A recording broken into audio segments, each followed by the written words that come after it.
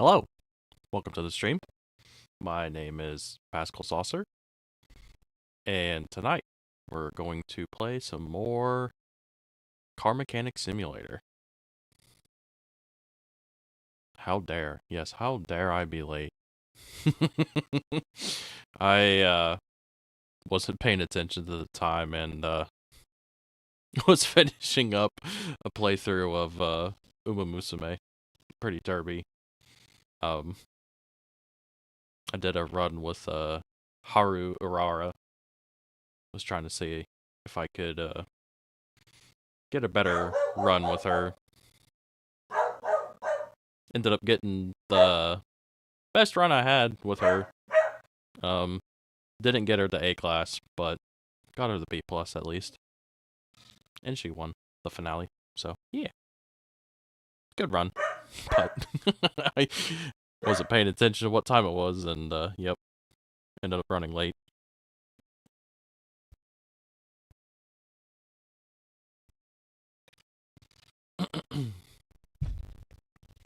Did a little bit different run with her as well.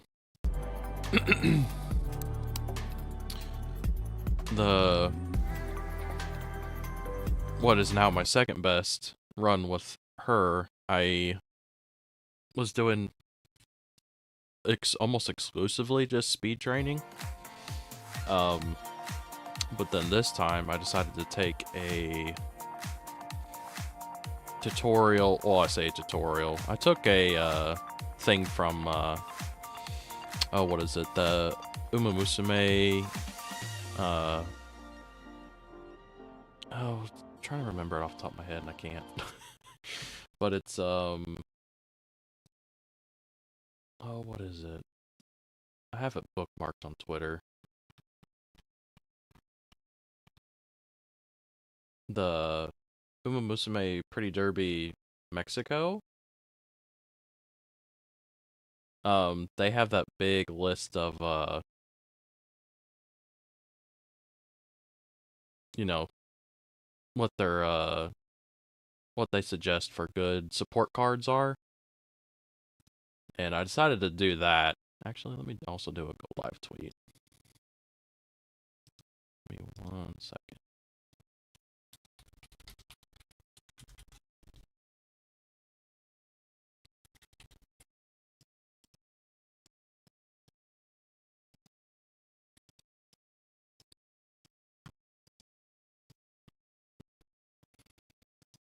There we go. That's sent for what it's worth. Seems like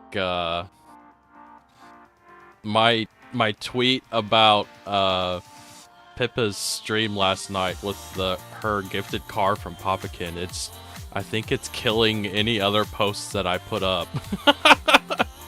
Because I almost got I put up that waiting room earlier than normal because I didn't work out today, so I got home like pretty much like right after 5, and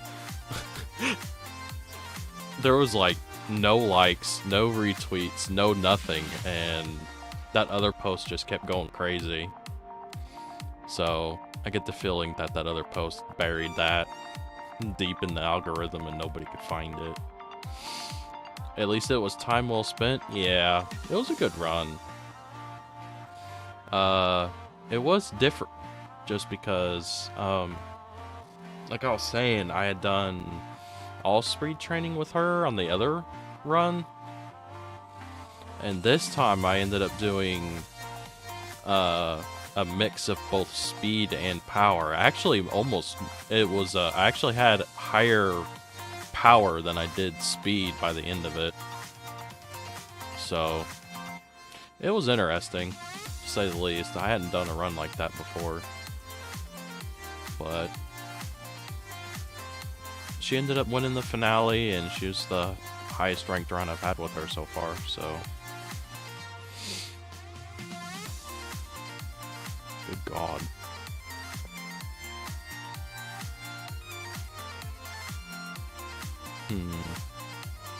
I have 62 grand. Don't know. Actually, let me see what I have my inventory.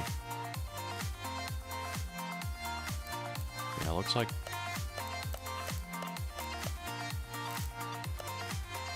all I have is just stuff from whenever I bought this and took the engine out. Power is acceleration. Yeah, so, and on top of that, she normally races late. So by the time I was getting towards the end of her career run, she would basically hang around in like middle of the pack, which was interesting because, you know, late, it's normally they're closer towards the back, but she would hang around like about midway through, and then you could just see as it keeps creeping closer and closer towards the end of the race, she would just start slowly moving up towards the front, but not right at the front, like more pace. And then pretty much whenever it comes to, what is it, like the last 400 meters or something like that, basically, you know, the final corner, then she would just take off. And it was crazy too, because it was like she would just hit the straightaway and she would just keep accelerating. She'd just keep going and going and going and going.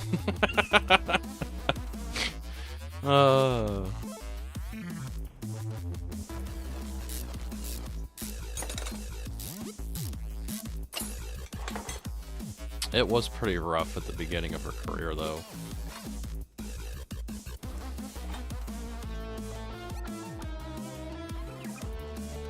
Let's see, did they... Hold on.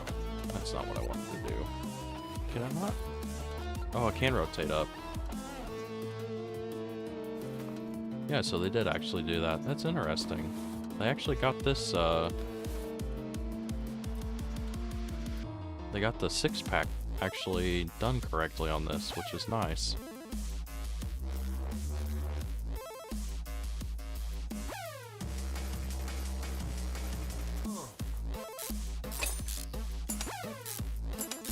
Yeah, just random stuff I know about Mopar is like their 6-pack.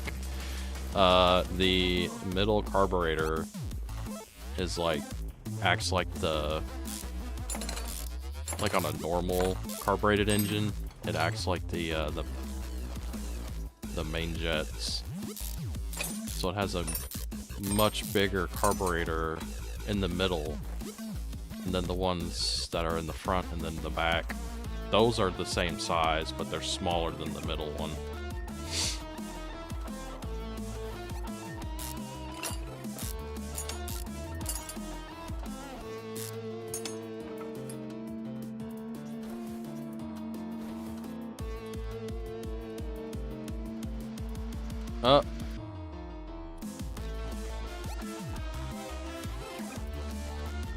That's interesting. So if you look down in the valley of the engine, you have your push rods here. They're not showing the lifters, technically. But the interesting thing is that it has the ladder bars, which are they're supposed to help with the valve train stability and keep your rockers, or not your rockers, your lifters from turning. But they're like part of whatever this casting is of the block, so it's interesting that they put that detail in there, but then they also did it wrong. Because yeah, it's not supposed to be inside the block like that. Anywho.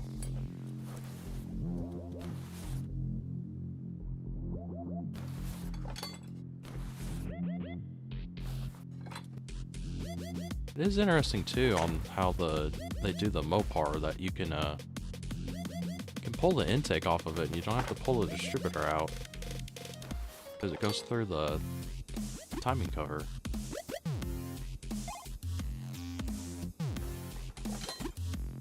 Very interesting.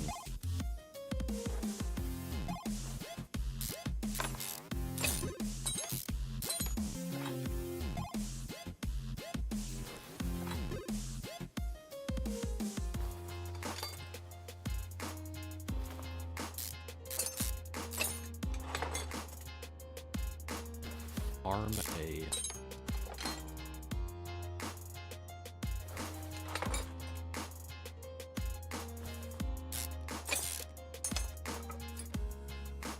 Arm B.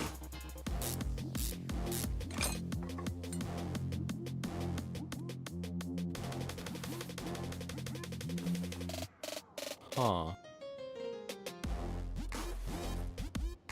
Oh, is that where the oil filter goes? That must be where the oil filter goes on the front. It's interesting how it has it there.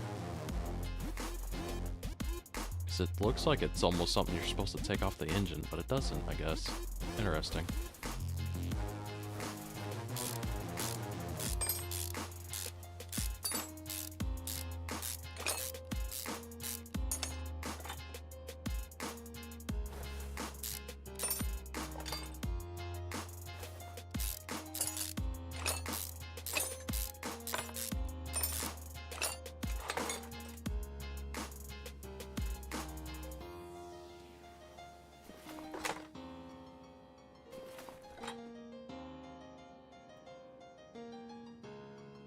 Huh. It also has the mechanical fuel pump in there as well, but it's also not something you can replace. Interesting.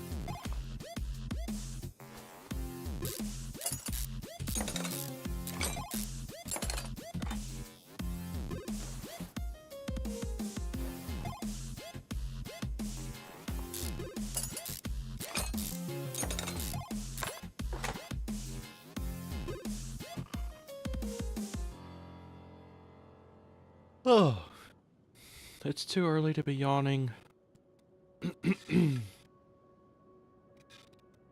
I can't remember if I said it, but also welcome in, Daniel and Nova Crusader.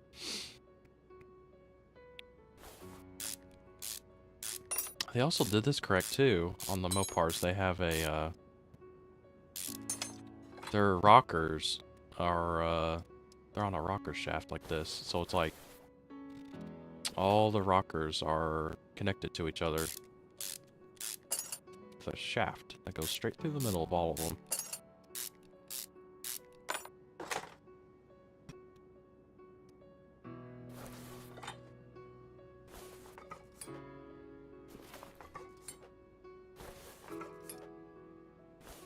Stop yawning, I can't help it.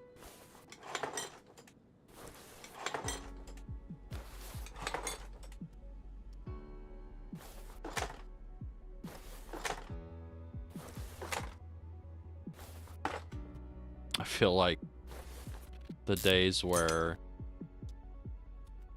What? Are there real... Okay. They're literally acting like there's only 5 head bolts. There's only 5 head bolts and they're only on the bottom side of the cylinder head. Okay. That is also very interesting.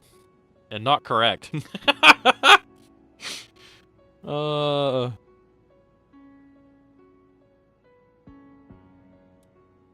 That is interesting. Okay. Very silly. I feel like the days where I skip going to the gym whenever I stream, I have less energy. I feel like I don't want to do anything.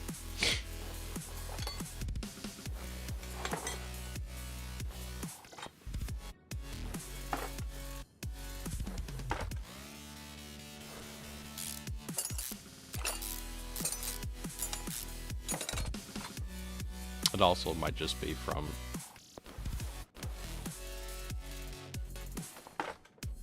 my day at work.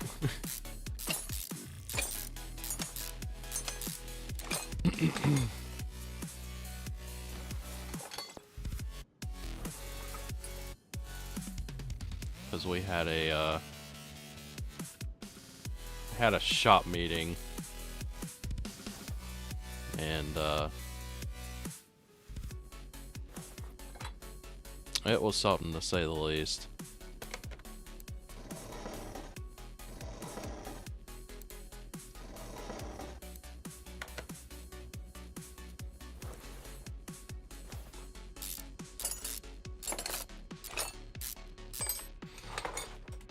Yeah, because they're having us, I really don't like it, but they're basically forcing me to do it. It's like, so whenever you work on a customer's car, at least at a dealership, they have you do what they call a multi-point inspection. So what you're supposed to do is you're supposed to look the car all over, check tires, check brakes, check fluid levels, look for leaks, you know, look for problems with suspension or driveline. You know, you basically look the car front to back, and if you find anything wrong, you're supposed to notate it on the multi-point.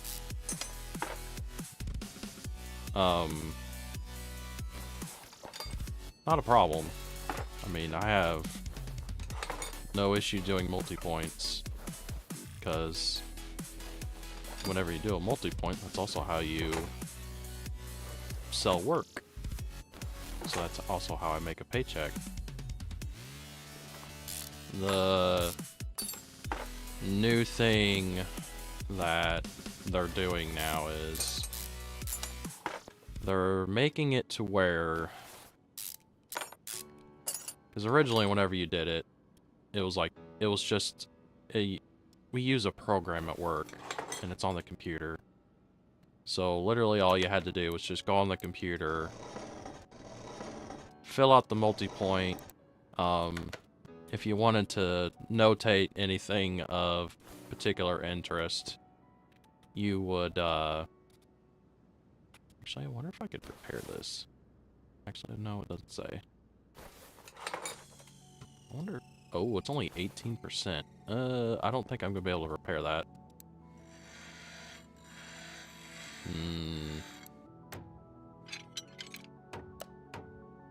Ooh, I can. Thank God.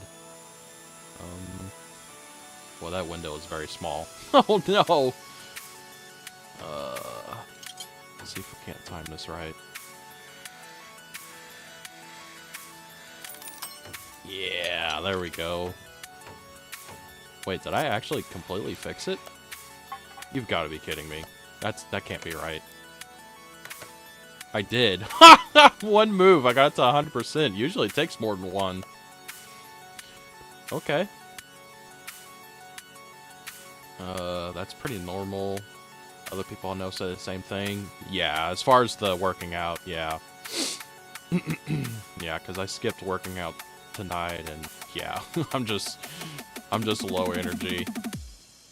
And then the stupid shop meeting didn't help today either, because then you're just thinking about it all day. Imagine saucering a car this much. Yeah, imagine.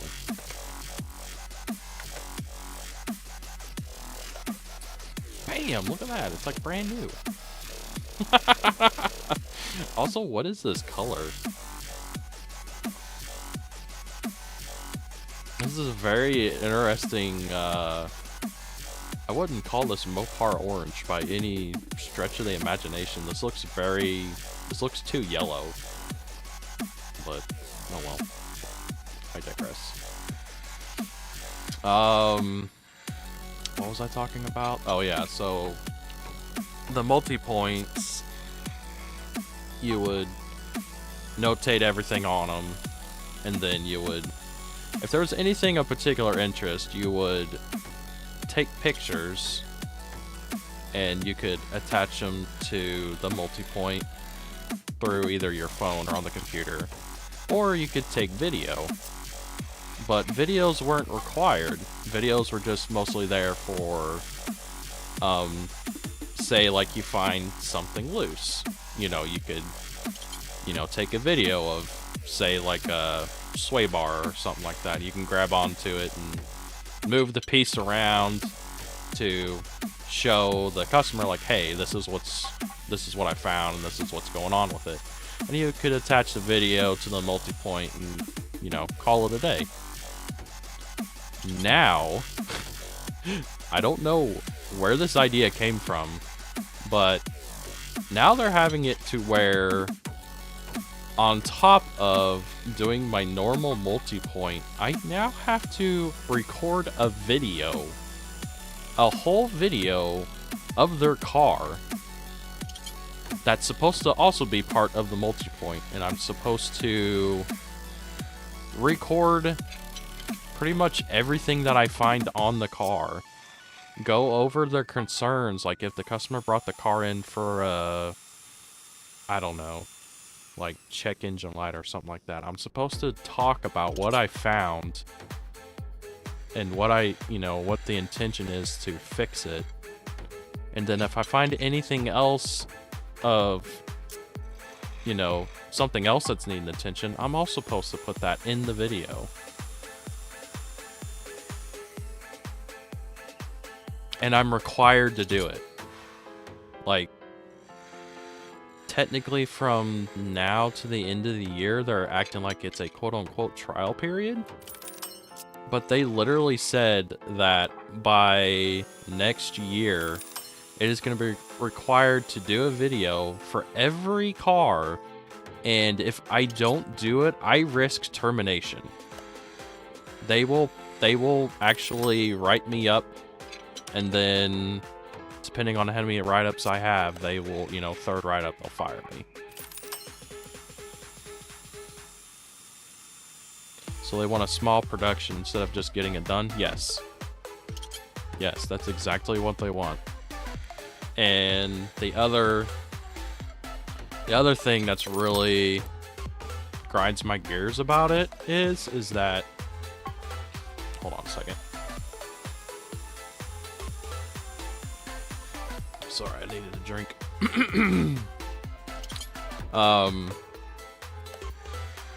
They're saying one of the other reasons that they're wanting to do it is because the customer will be hearing firsthand from the mechanic or technician as to what's going on with their car, so that the customer feels more comfortable, spending their money with us, and also entrusting that we're doing a good job and we're doing our job correctly.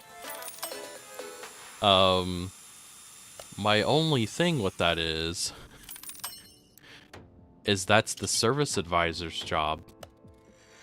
The service advisor's job is to interpret what I found wrong with the car and sell the customer the job. So effectively what they're doing is they're giving me more work,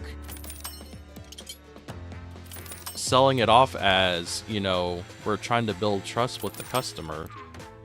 But at the same time, I'm also doing the work of the service advisor. I'm taking that portion of the service advisor's job away from them. I'm doing it now, and I'm not getting any more money for it. So it's like, you're adding more load to the technician, and yes, I do get the work when I sell it, but at the same time, it's like you're adding more stuff on top of everything else that I already have to do. Are they removing that position? I almost brought it up during that meeting, to basically argue my point, and I was basically going to be like, so if I'm going to be doing this job, basically selling my work to the customer, what is the point of the service advisor position at this point? Because if the service advisor isn't selling the work, I'm selling the work. Literally the only thing that a service advisor is doing is literally taking phone calls and talking back and forth to the customer to basically set up their appointment. They'll talk to the customer whenever the customer drops off their car, and then they'll talk to the customer whenever they pick their car up. And honestly, they already have they already have AI to where they can make and schedule appointments. So you can have it to where you can make and schedule appointments with the AI, and you could also technically eliminate the need for talking back and forth to the customer if you just have a receptionist do it. So at that point, yeah, what is the point of having service advisors?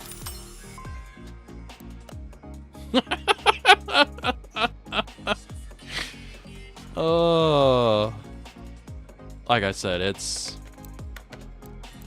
really annoying. I don't like it at all. But at the same time, it's like, what am I supposed to do?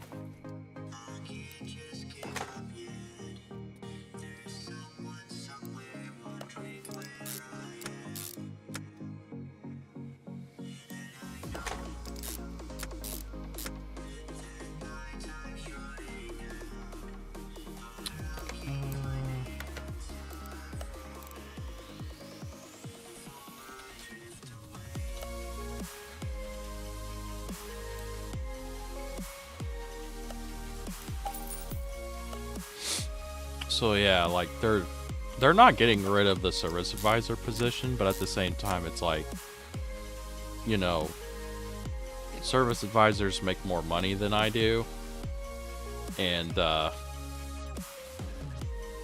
now they're doing even less work.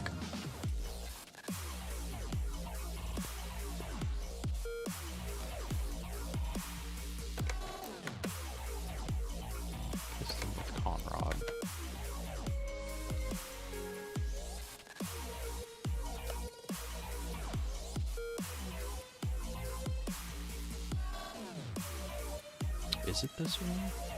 I think it is. Yeah.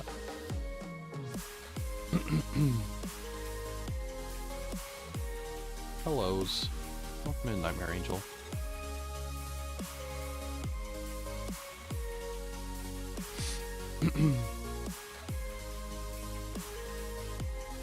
Also, welcome in, Tato Tato. I'd be happy to see the service advisor pay go to the mechanics just to deal with the cashier. Yeah. I mean, I brought it up. I can't remember which stream it was, but it's like I brought it up before where it's like you can go. It was someone posting it. I don't know if it was on X or Twitter. I guess would be the correct name for it. I don't know if it was Twitter or if it was Facebook or somewhere, but I remember seeing somebody had done a screen cap, and it was Indeed, and they had done a job search, and it was 2 jobs listed, you know, one above the other. First job is like master position technician, you know, basically your top of the line automotive technician, basically right below a shop foreman. They were offering $40 an hour max pay, like up to $40 an hour. And then the next job below it was a service advisor position. And then also, in case there are people watching that don't know, the majority of auto mechanics, auto technicians, although it says, like, say, like in the Indeed job position, it says up to $40 an hour. $40 an hour doesn't mean $40 an hour, like, hourly.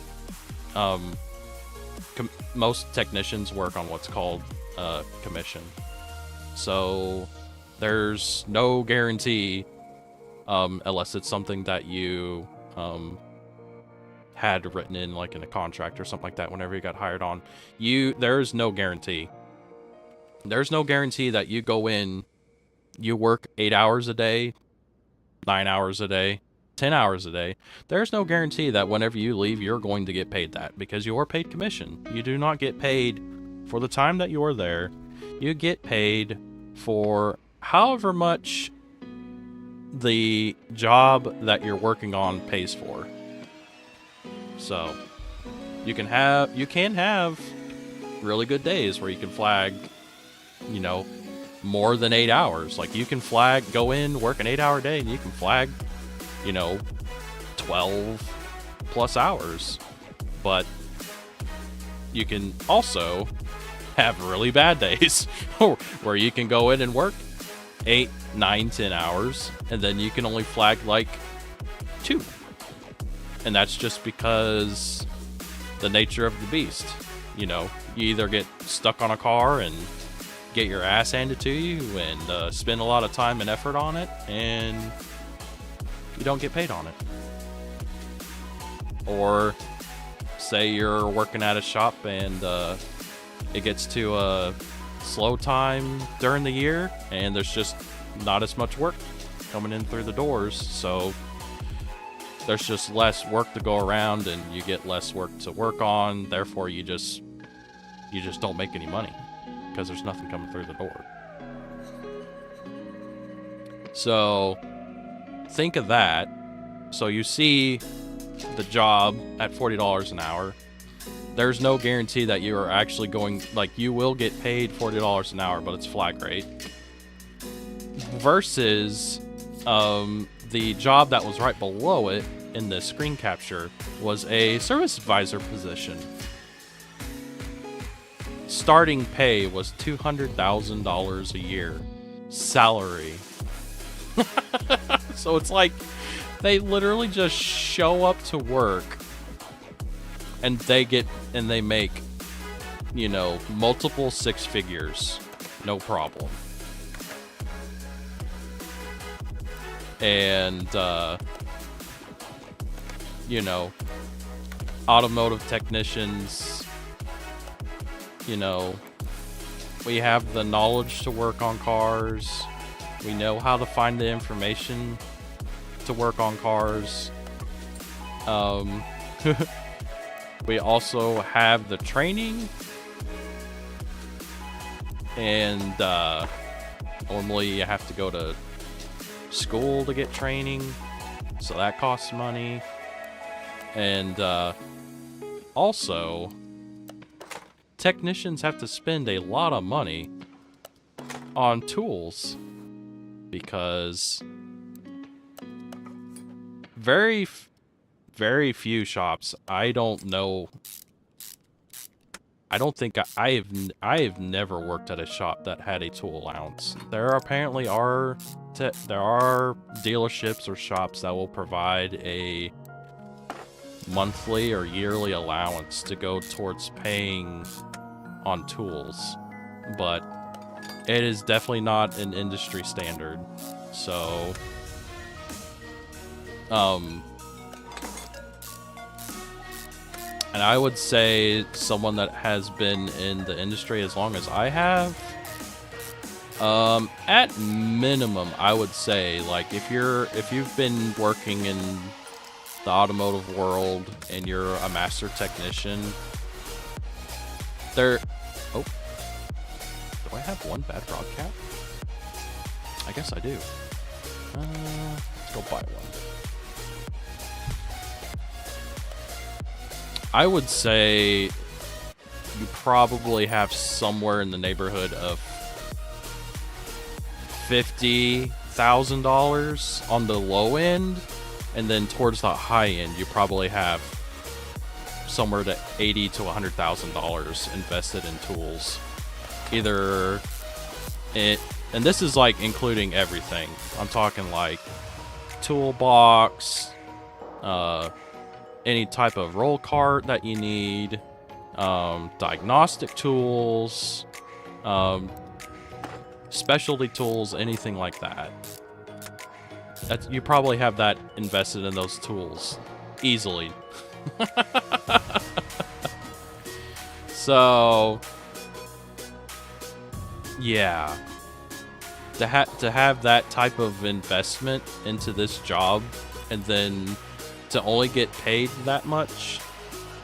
And, you know, service advisors, literally, they show up to work, they answer a phone, they talk to the customer face to face. I mean, they're basically a receptionist at that point. And they can come in and make 6 figures plus, no problem.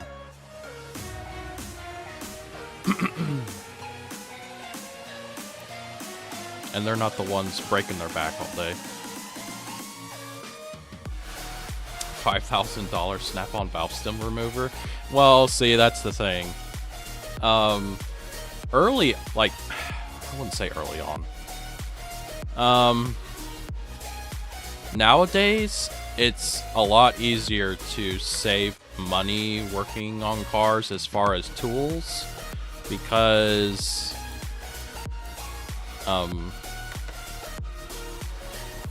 Harbor Freight is a thing. Like, Harbor Freight was a thing whenever I started working, but they were nothing like they are now. I mean, the majority of the tools that they have, or they had back then, they were not good. They were... What is that? Camshaft V8 Hemi. I thought this was a 440. How is this a Hemi? Hemi 440. Okay, my bad. Yeah, my Pittsburgh tools have held up. Yeah, that's the thing. Like, Harbor Freight was a thing whenever I first started working, but they were not as prominent as they are now. Because, I mean, if you live in a fairly big city, you're going to have more than one location. Whereas whenever I started whenever I started working on cars, I mean, I only had one location near me. It was not nearby. And then on top of that, the quality of the tools back then, I mean, this was far enough back to where they didn't even have Pittsburgh as a brand. Like, I don't even think they actually had branding on any of their tools back then. Like, I don't think they had, like, they definitely didn't have Icon. They definitely didn't have Pittsburgh. So, God, give me one of those. And then, wait, let me put V8 with a space, apparently.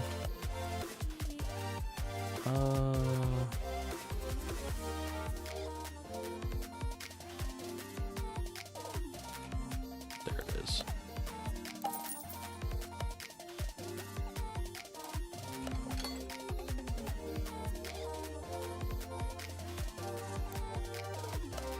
Time chain.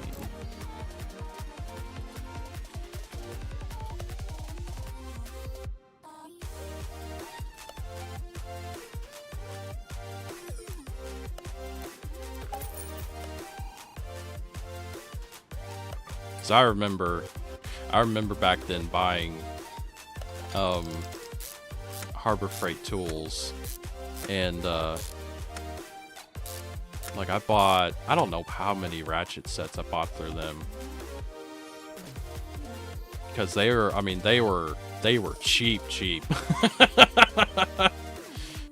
But yeah, you got what you paid for. I can't count how many times where I broke like a 3/8 ratchet. Like, I just broke the whole ratcheting mechanism out of the head of it. Or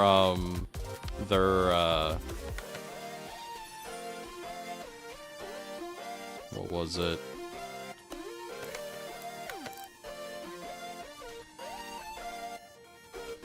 You know, you go and put a socket on the end of it, and you just split the socket wide open trying to break something loose.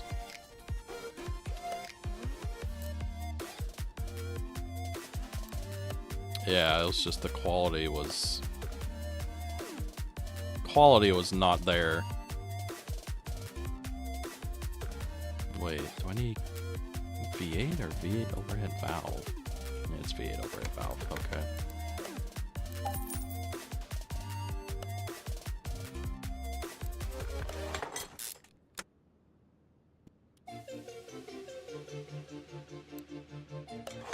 Very nice. At least that's... I was able to rebuild that water pump.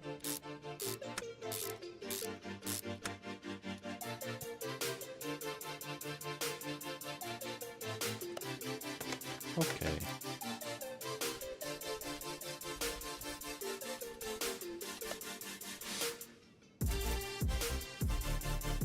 Actually, let's try to do this a little bit quicker. Let's see. I already put the camshaft in it. Clutch plate is good. Pistons and piston rings, I already put those in.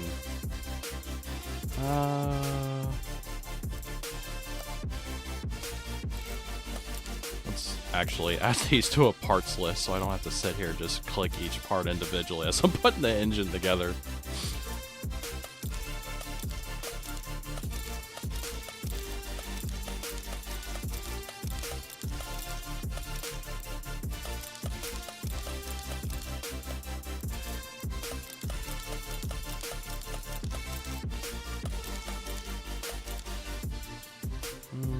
I already put the cam gear, timing chain, crankshaft pulley.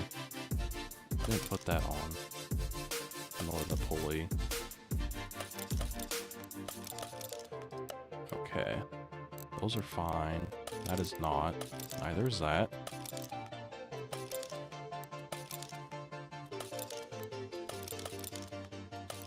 Okay. There we go. I think Harbor Freight's junk tier is still junk, but outside of the bargain bin, some of it's pretty nice. I have definitely gotten to the point in my career to where, like, whenever I first started making decent money turning wrenches, I was very much a snappy. I do have, you know, a big snap-on toolbox with a hutch and all that.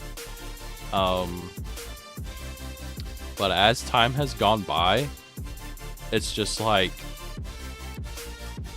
it wasn't like it was before, where, what? Oh no, did I forget? I think I forgot to clear some of my shopping list. Oh well. Honestly, if I have a, like, say I, not break a socket, but say like I misplace a socket or something like that along those lines, I actually don't get on the Snap-on truck. I do actually just, I will go out to Harbor Freight and I will just buy a Pittsburgh socket set real cheap, because it's just like, I don't feel like spending the money on that.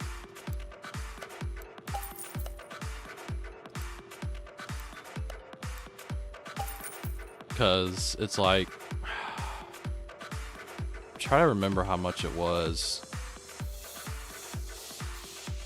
I know there was one time I was looking up a particular socket that I needed, and through Snap-on, I think it was something like $50. It was like $50, $60 for a single socket.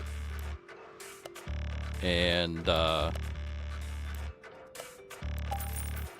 yeah, you can just go to Harbor Freight and you can buy like, not just a single socket, but like a socket set. And it had the socket that I needed. It was a whole set.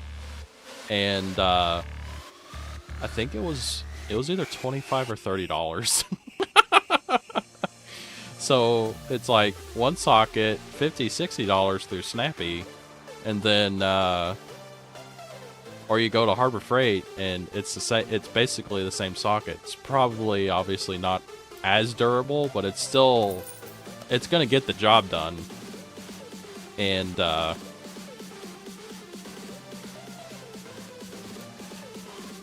you get like, I'm trying to remember, it was either 10, I think it was 10 sockets in that set. And, yeah, it's like less than half the price. So it's just kind of stupid to do that. In my opinion, at least to me, it's nowadays it just seems stupid.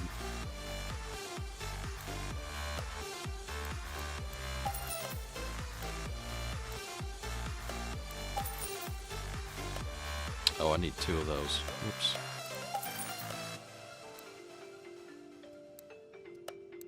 $400 valve cover? What is it made out of? Good God.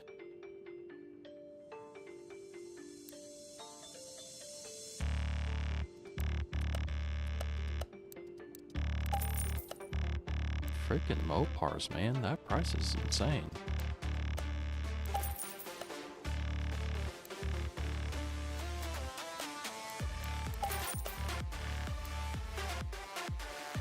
I say that though, I'm sure there's I'm sure there's more things in here that are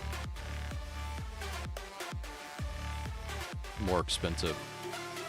A Pittsburgh 3/8 ratchet holds up surprisingly well. Has a hammer too? Now, we're not supposed to be using our ratchets as hammers. use the tools correctly. I lost my hammer. Oh, that's unfortunate. I mean, same thing there too. I mean, you know, you go buy a hammer off of a Snap-on tool truck, and I mean, you know, it's gonna be at least double what they charge for a hammer at Harbor Freight, if not more.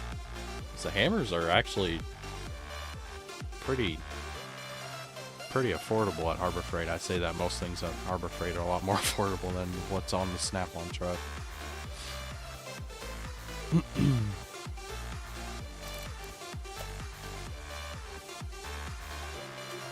Thought I said hello to everyone earlier, but I forgot. Hello everyone, welcome in, George. It's fine. No worries. Welcome, welcome.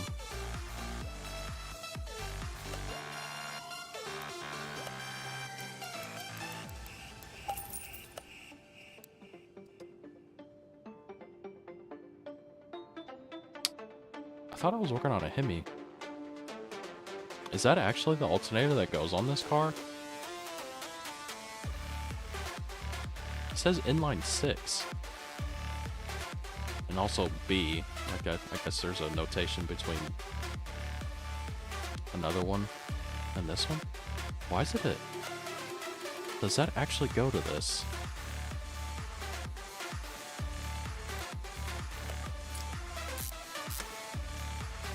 It is. Huh, interesting. Well, I mean, it's pretty common for multiple engines to use the same hardware. It's not totally out of the question.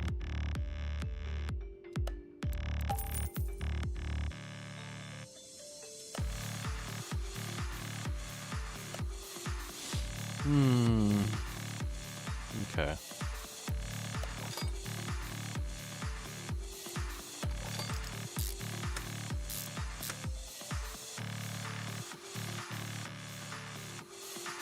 Wait, don't I need to...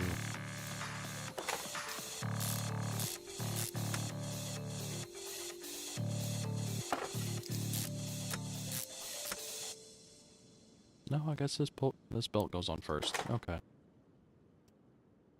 Never mind.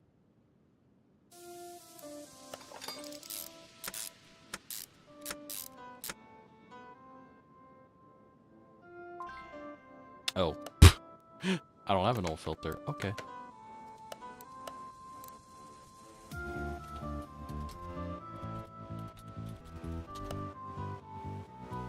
Oil filter V8.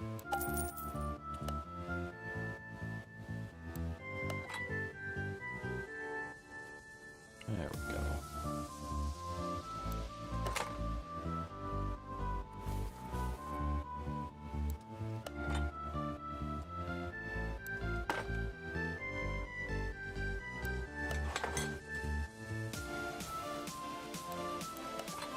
Oh, that's not what I wanted to do. No! Why did I do that? There we go.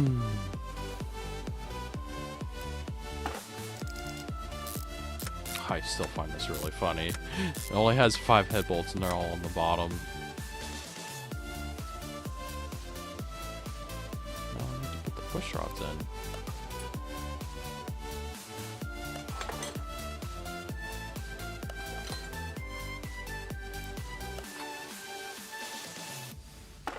Huh. I didn't realize the... Oh yeah, it's a Hemi, that's why. That's why the valves are splayed like that.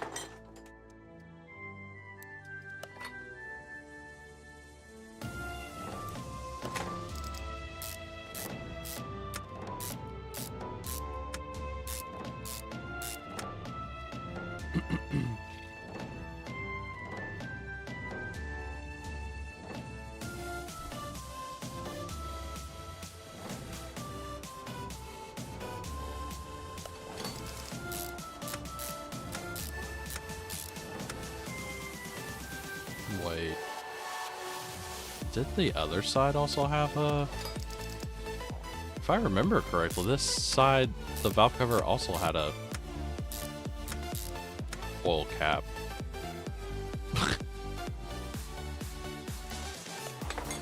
That's interesting.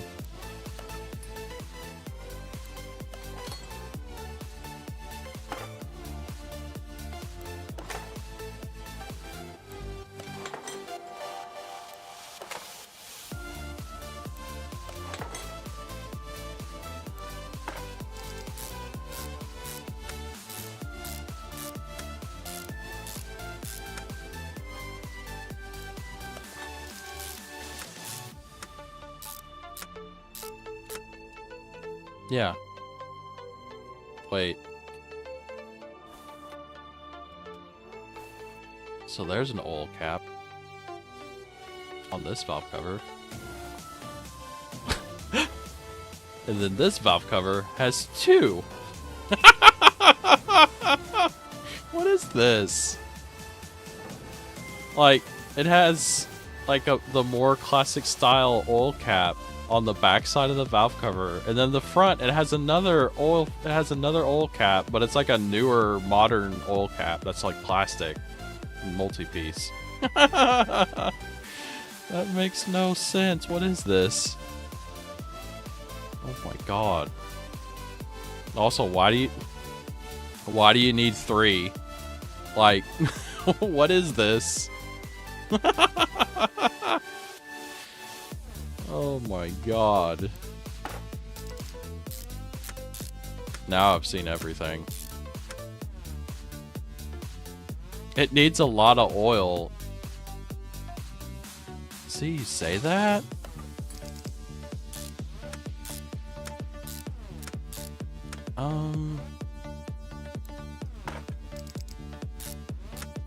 I mean, I don't have a 440, but I mean, it's like small block Chevy. It's like, depending on what oil pan you have on it, it's like 5-6 quarts of oil.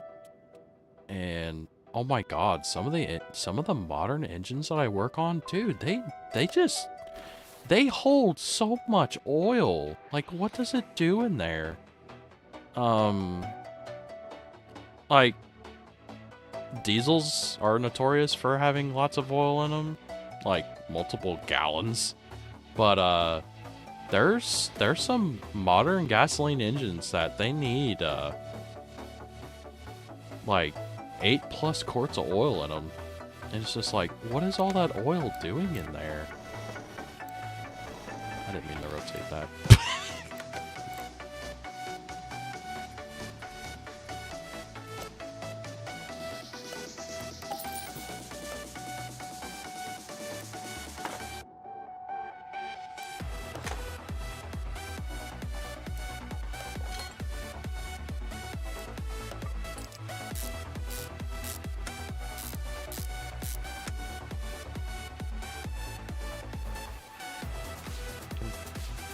zoom out? Why am I zoomed in so far? I can't see anything.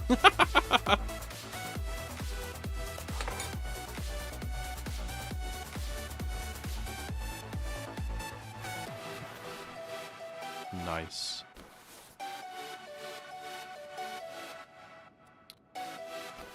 Do I have exhaust manifolds? Yeah, I don't have exhaust manifolds. V8. So they're the same on both sides. Okay.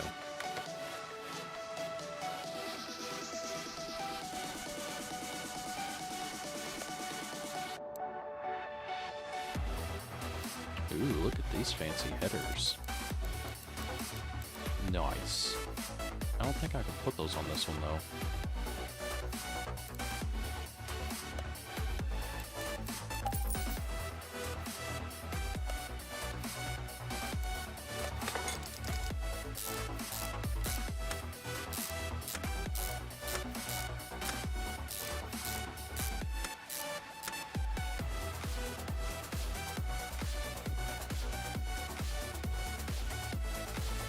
Get over here.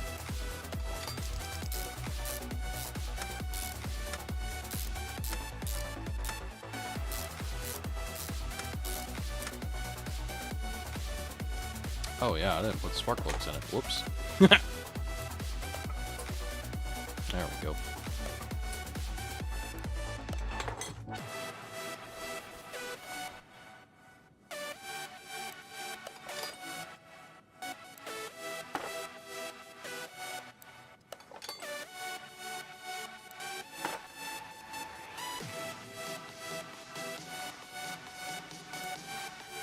Put some ignition wires on it. I don't know who the hell calls them ignition wires, but okay. Alright. Oh, nope. Gotta put the flywheel and stuff on.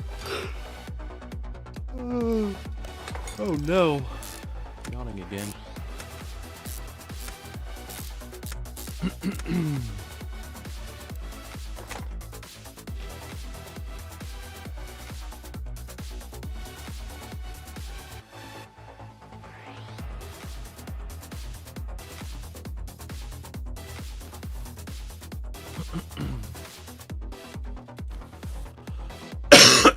Excuse me. Goodness. Looks like we're... Why are you showing the transmission off the back of that? Like they outline like it's supposed to be there.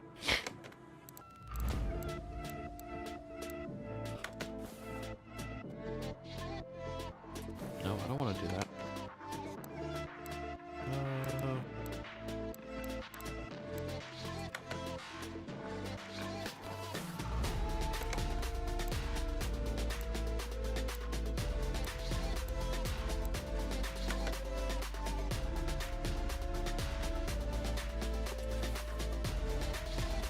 What am I doing wrong here?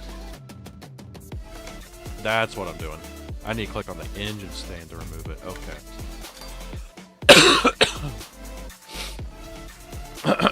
That exhaust manifold, though, that's actually stock. That's a stock exhaust manifold for this particular car. I can't remember what... They have a nickname for them. But, that's how they're designed to, make it around the front K-member or the front subframe. Where's my engine hoist? Oh, there it is. I put it back.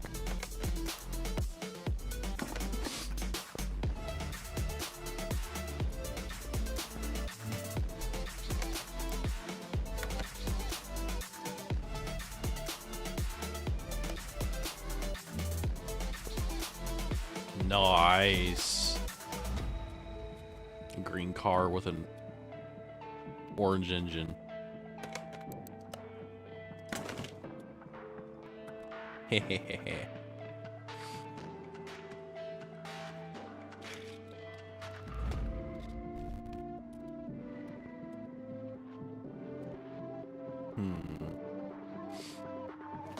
hell am I missing on this?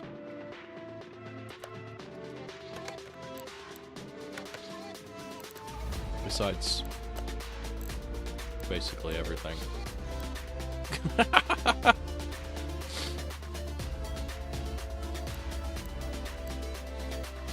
Oh god, I'm missing a lot of things. Oh my god. There's so many things missing. It's like question mark, question mark, question mark. Non-existent. Oh boy.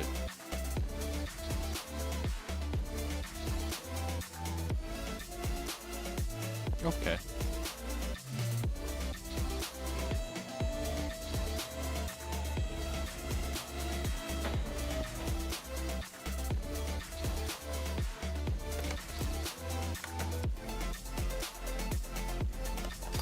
Whoa.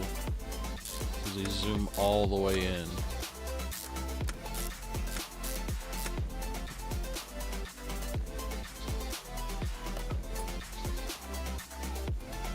Do I have a... Yeah, I don't have a starter. I was gonna say, I was pretty sure I didn't have a starter on this thing when I got it out of the barnyard, or the barn find.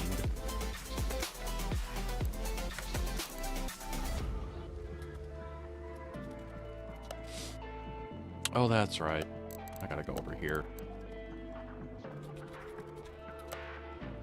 Starter V8.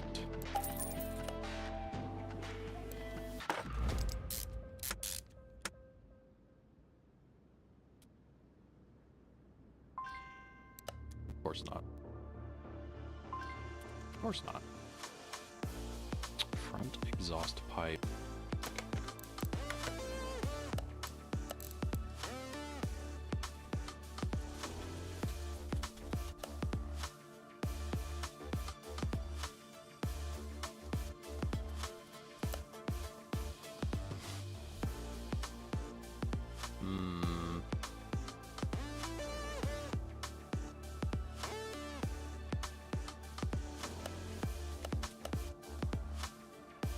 V8 overhead valve C.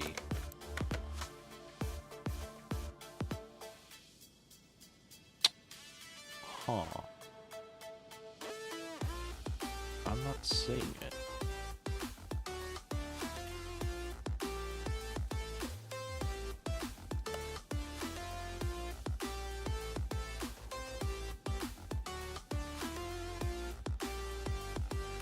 Yeah, it's this one. Front exhaust pipe V8 overhead valve B.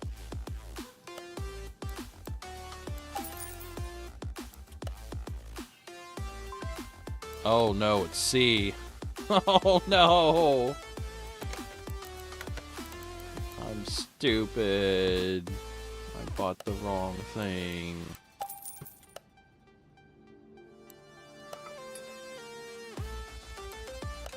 No, now I got more parts that I bought and I don't actually need.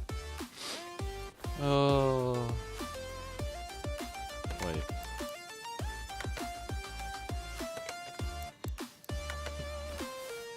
Do I have a drive shaft? I don't.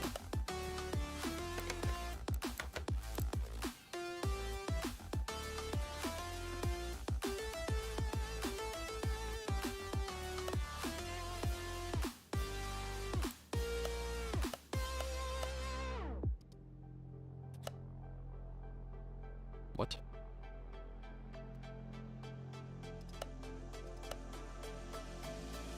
How? What? How do? What do? What?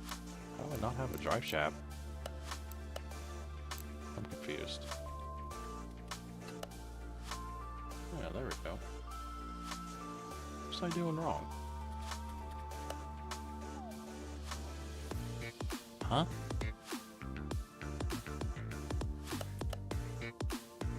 Oh, there's a... What? Why is there a space? Okay, never mind. There. Jeez.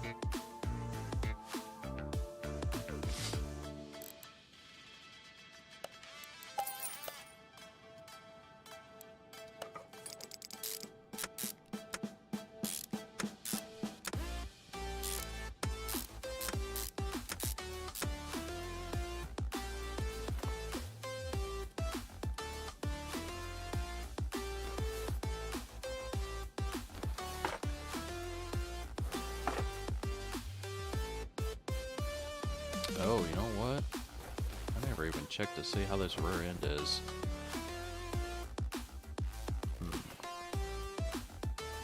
Is this game accurate enough to practice for doing real work? I mean, yes and no. It gets you in the ballpark. And obviously if you're working on something that's based on a real car, it helps too. But I mean, for the most part, not really, no. They, you can definitely, oh. I didn't even notice this. This is new. It's all, there's decorations for Halloween. Huh. I didn't even know they did this. That's interesting. Oh, there's even more. Huh. Okay.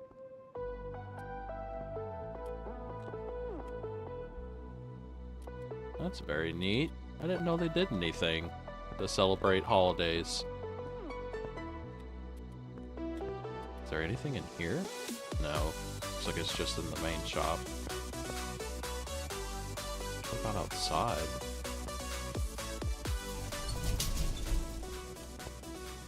No? That's interesting. That's pretty neat. Yeah, I wasn't even paying attention to it. No, I'm like, I was standing over here and I just glanced over and it's like, there's a jack-o'-lantern. What? Wasn't expecting that at all.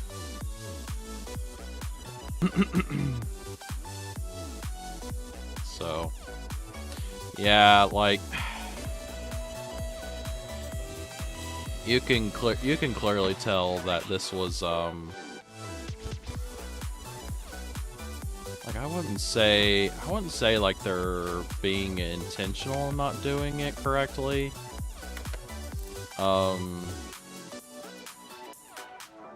Really, only a sell value of 36,000. I figured being a Mopar, this thing would just be worth its weight in myrrh or something. All I've ever heard about Mopars is they're just super expensive to buy, super expensive to get parts for.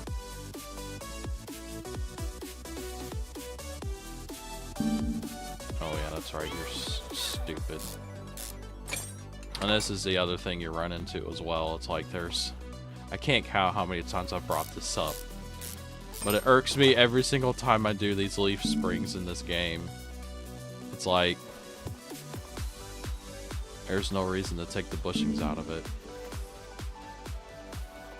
But that's just how it is. That's how they have it done in this game. And it's not correct. But they act like it is.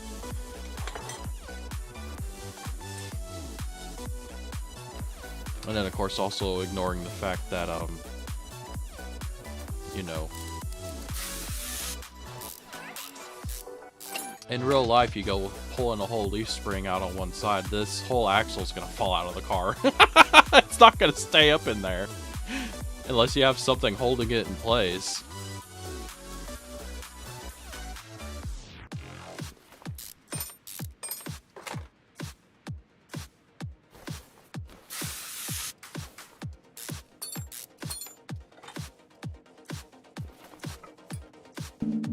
Oh, come on.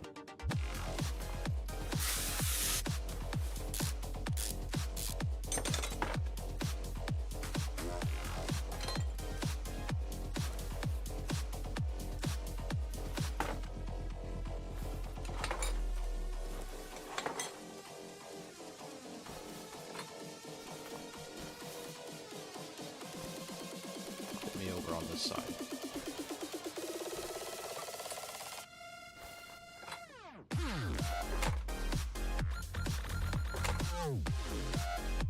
I had a feeling. I was thinking that whenever I was putting the drive shaft in. It's like, you know what? I'm probably wasting my time doing that. Because I haven't done anything to the rest of the car.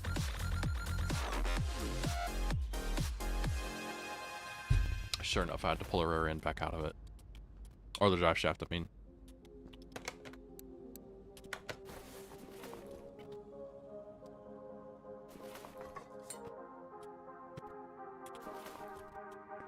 Actually, while we're at it, why don't we just go ahead and just blow the rest of the car apart.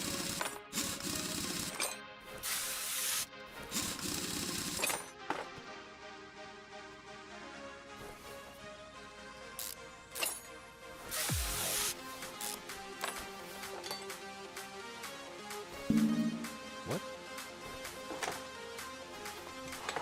I was clicking on the brake pad.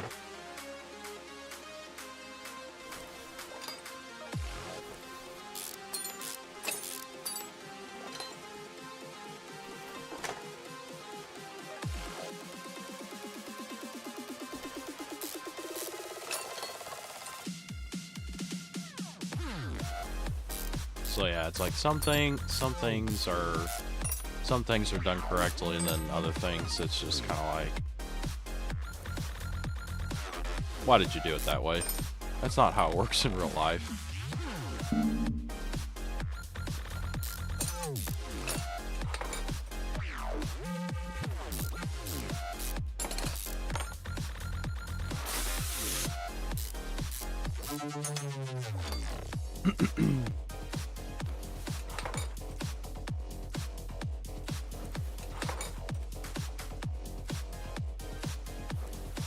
Huh, there must not be another swipe bar link on the other end. Okay. Oh no. There's more parts missing. Oh yeah, there's no suspension on this side.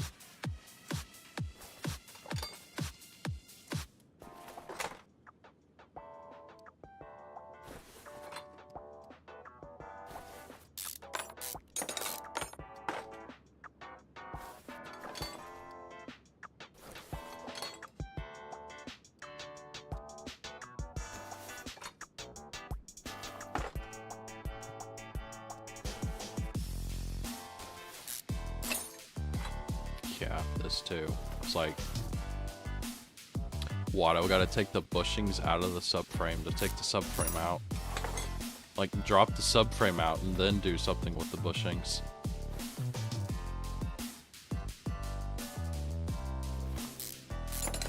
It's all ass backwards.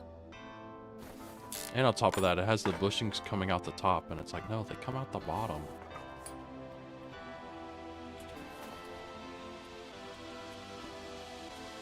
Jeez.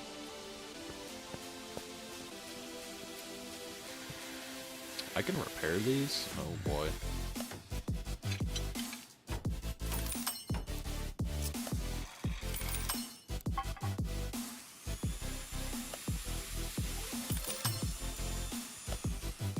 Why are you trying to call me, Mom?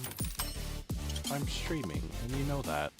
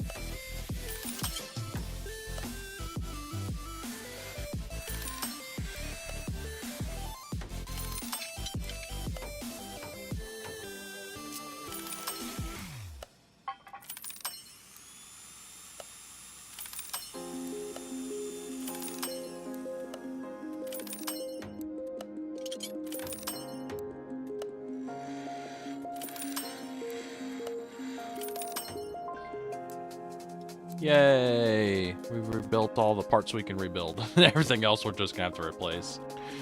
Oh, okay. Let's check and see. Yeah, there's some wonderful, I bought the wrong exhaust pipes. They're just stuck here.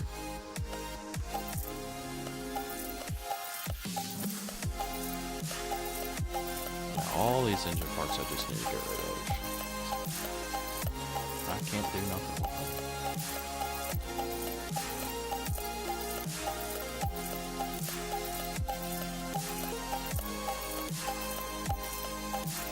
I think I broke it.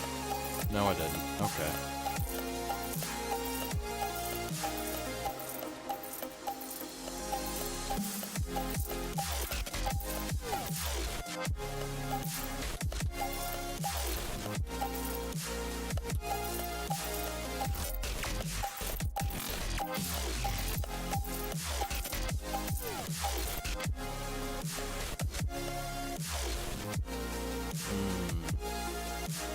Okay, so I'm gonna need that.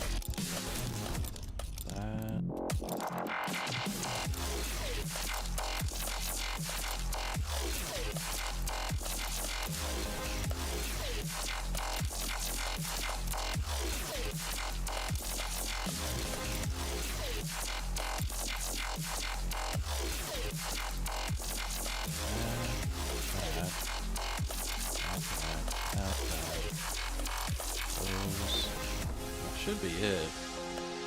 Besides the parts that are missing, I have to figure out what all is missing.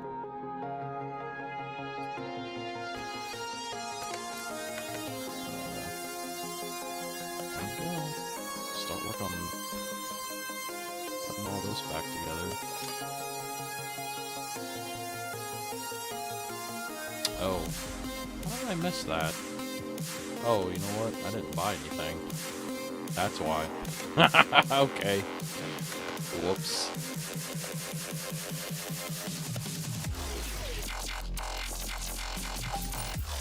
There we go. I literally added to my shopping list and then didn't buy them.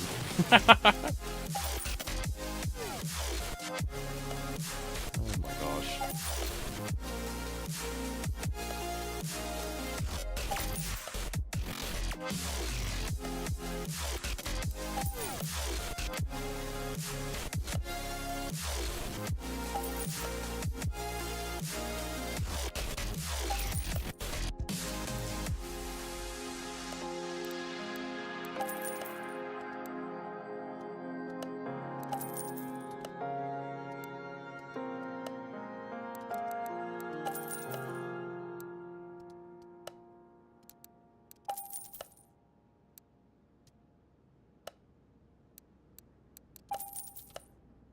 Nice.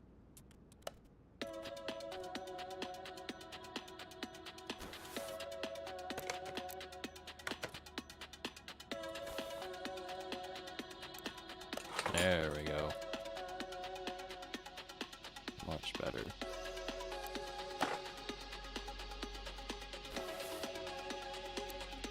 But yeah, honestly, like, although, like, there's really nothing wrong with playing this game to try to get the feeling for, like, you know, do you want to possibly try to learn how to work on cars? I mean, you know, spending money on a video game is obviously a lot cheaper than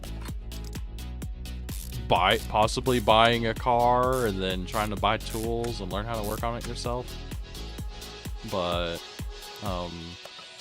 just from my experience, like, there's no replacement for just going out there and working on something yourself and learning how to fix it.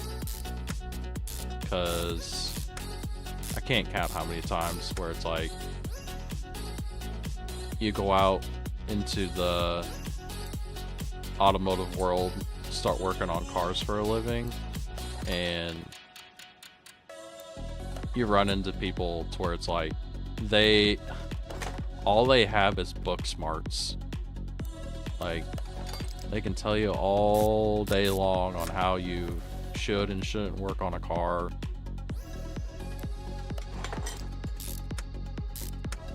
You know, all the right ways and procedures you're supposed to do it. And then, oh, I gotta get these. And I gotta, do I have, yeah, I think I gotta tear these down too. Or do I just buy the parts?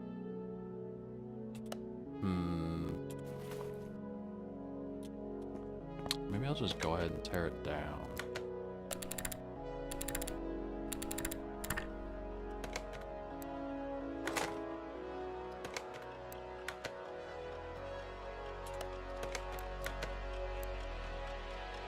Okay, where'd they go? I tore them down. Where'd they go? Are they not in my inventory? Oh, there they are. So I'm pretty sure I need both of these. So I need to order double of everything.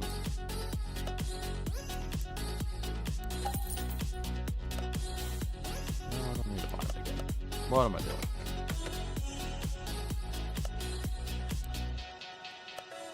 There we go. Okay.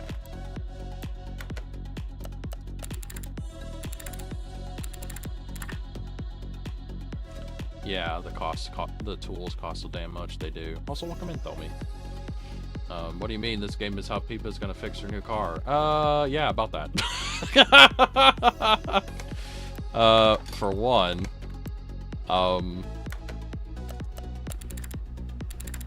yeah, this game is,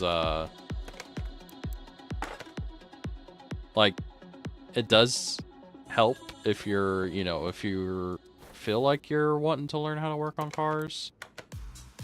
It kind of gives you a general idea of what you need to do, but at the same time, it's like this is not gonna...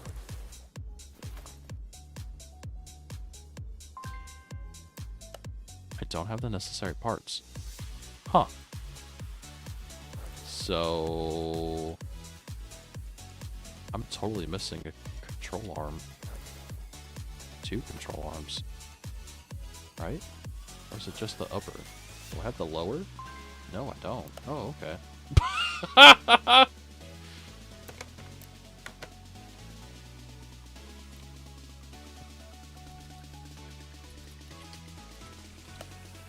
Suspension arm.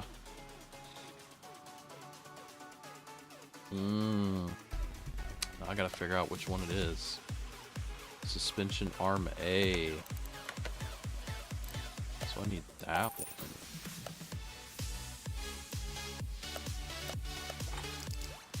There we go.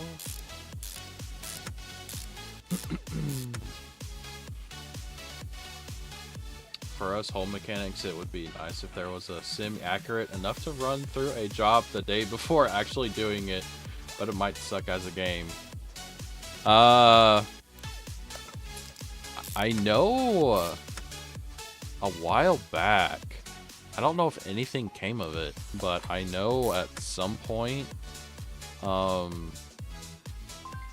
it was BMW that was doing it. They had it was basically VR.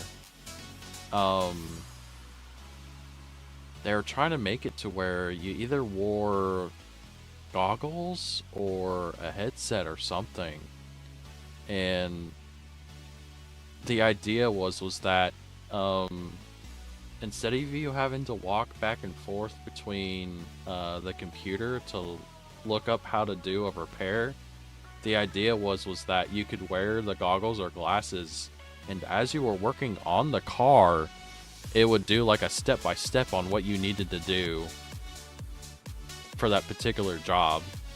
So it's like you could literally be standing like right here, and then it would be like, you know, remove the wheel, and then you would remove the wheel, and then it'd be like, you know, remove the bolts for the brake caliper. Like, it would sit there and walk you step by step on how to do the job you were working on. I don't think anything came of it. I remember hearing about it. Or seeing a news article on it.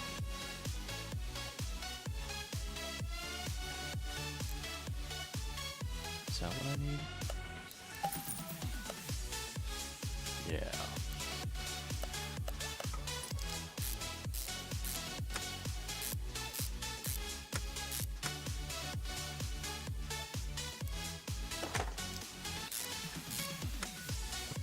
But at the same time too, it's like, good God, I mean, there's so many cars on the road, there's so many jobs you can do on one particular car, like, the amount of detail you would need to be able to do something like that in a video game would be insane. Like, you would definitely have to pick and choose what you're gonna put in the game. You don't have the parts. I don't have a brake caliper. What the heck?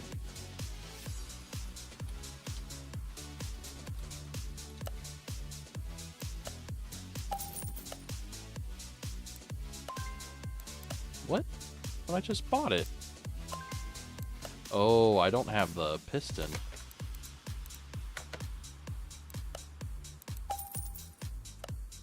Oh, they call it a brake caliper cylinder. It's not, it's a brake piston. Call it the right thing. Good God. This will not help you learn most things, like how little space you have to work on an engine. Oh, that too. That is definitely something they do not translate over at all. Because, especially nowadays, it seems like they literally do anything and everything they can to make the job as hard as possible. And the engineers don't put any forethought into anything to be like, oh, do I not? Oh, I must have used the bushings for those control arms. So now I'm short.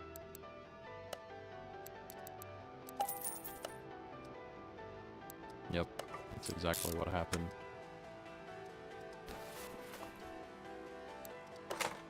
I also don't know of a car model that uses the same size rubber bushing for their control arms and the subframe. That is very unique.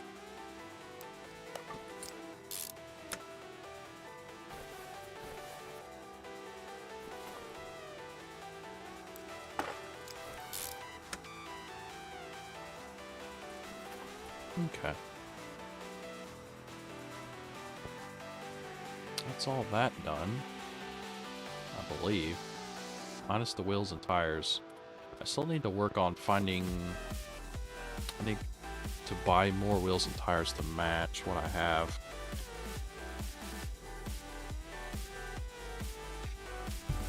I guess let's work on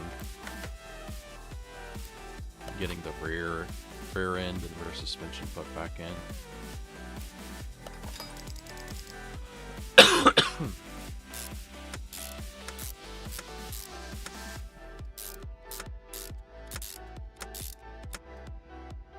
Whoa. Actually, do I have the exhaust? I do. Okay.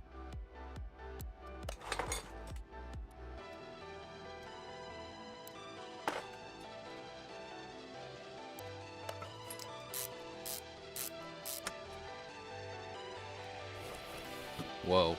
That's not what I wanted. No! Go back!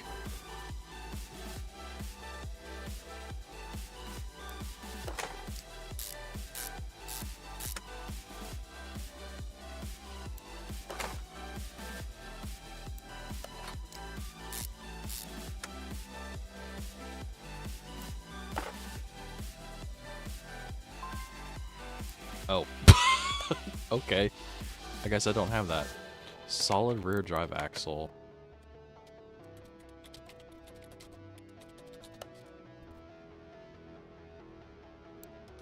That guy. I'm missing that guy. There we go.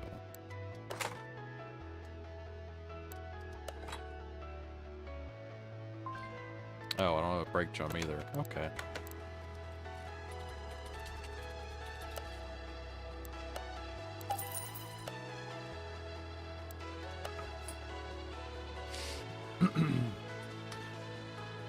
But yeah, honestly, it's like, I mean, I even ran into it myself. It's like I went to VOTech or vocational school whenever I was in high school, and I took automotive repair, and same thing. It's like I thought going into that class, and I mean, I took it for 2 years, and I thought it would be enough to get me ready to go work in the automotive world, and boy, I was in for a rude awakening. I had, like, I knew stuff, but it's like I was not prepared at all for the work environment at all. I'm missing that. I don't have one for this side either.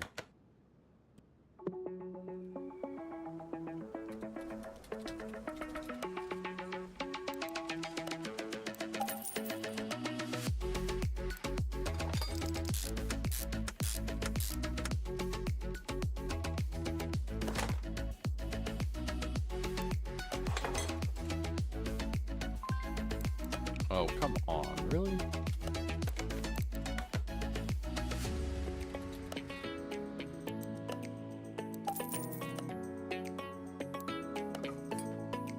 There.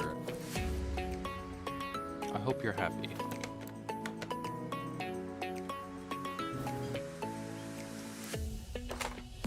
Go. Oh, you know what? I bet I don't have a fuel pump for this. Nope. Oh, oops, no! Don't exit out. I just can't type. Can't spell. There we go. Okay. I need whatever this exhaust piece is. Middle muffler.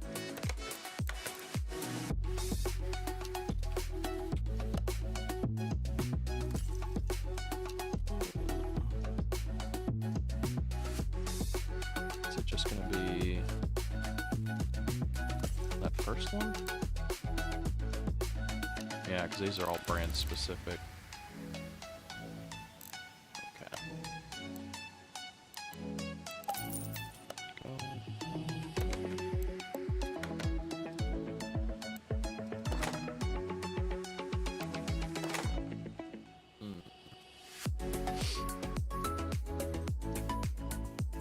Vintage tire bead. Yeah, I'm gonna have to break that wheel and tire down and figure out what they are. Good God, look at that sidewall. Jeez. Top speed.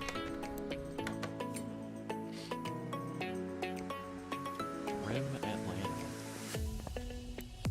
Ooh, I can't repair it. Oh yeah.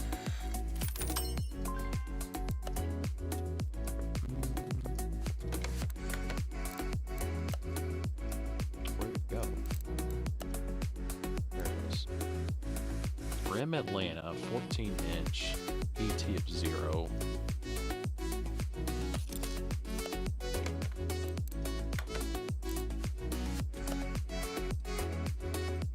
Oh, that's right.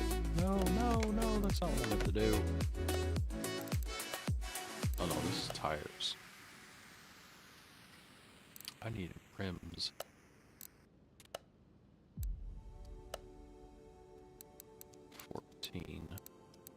I need 3. What's that? And then need those. Wait.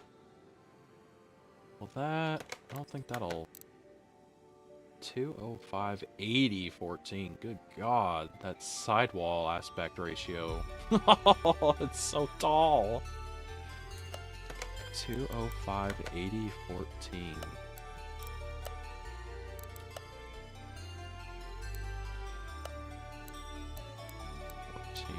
205 80. There we go.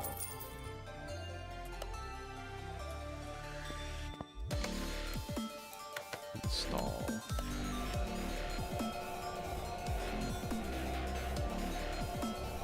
But yeah, honestly, I mean, the best way to learn how to work on a car is just to work on one. Do like what Pippa's wanting to do, where it's like she has the car that was gifted to her by Papakin, and it's like, you know, she wants to learn how to fix what's wrong with it. She just needs to get her hands dirty and try to figure out what's going on with it.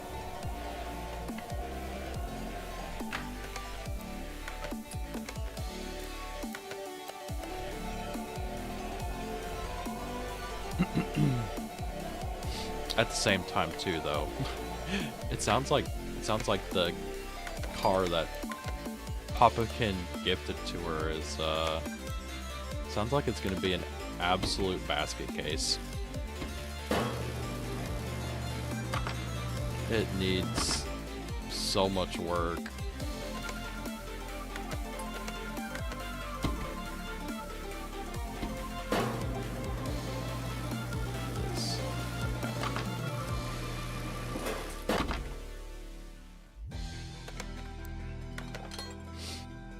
I wish tires were labeled with inner diameter, outer diameter width. I've never wanted to know the aspect ratio of a tire. Yeah, it's something that I've never really understood either. That's just how it's been. At least with modern tires. I know older tires, they do it a little bit different. I worry it sounds like there is some deep wire harness problems. Yeah, that's what I mean by it being a basket case. It was funny because I even said it during stream when she was talking about the weird electrical issues it was having, and then later on in stream she started talking about and it was funny too how she said it, because it seemed really nonchalant, and it was just like, oh yeah, by the way, it got in a front-end collision. So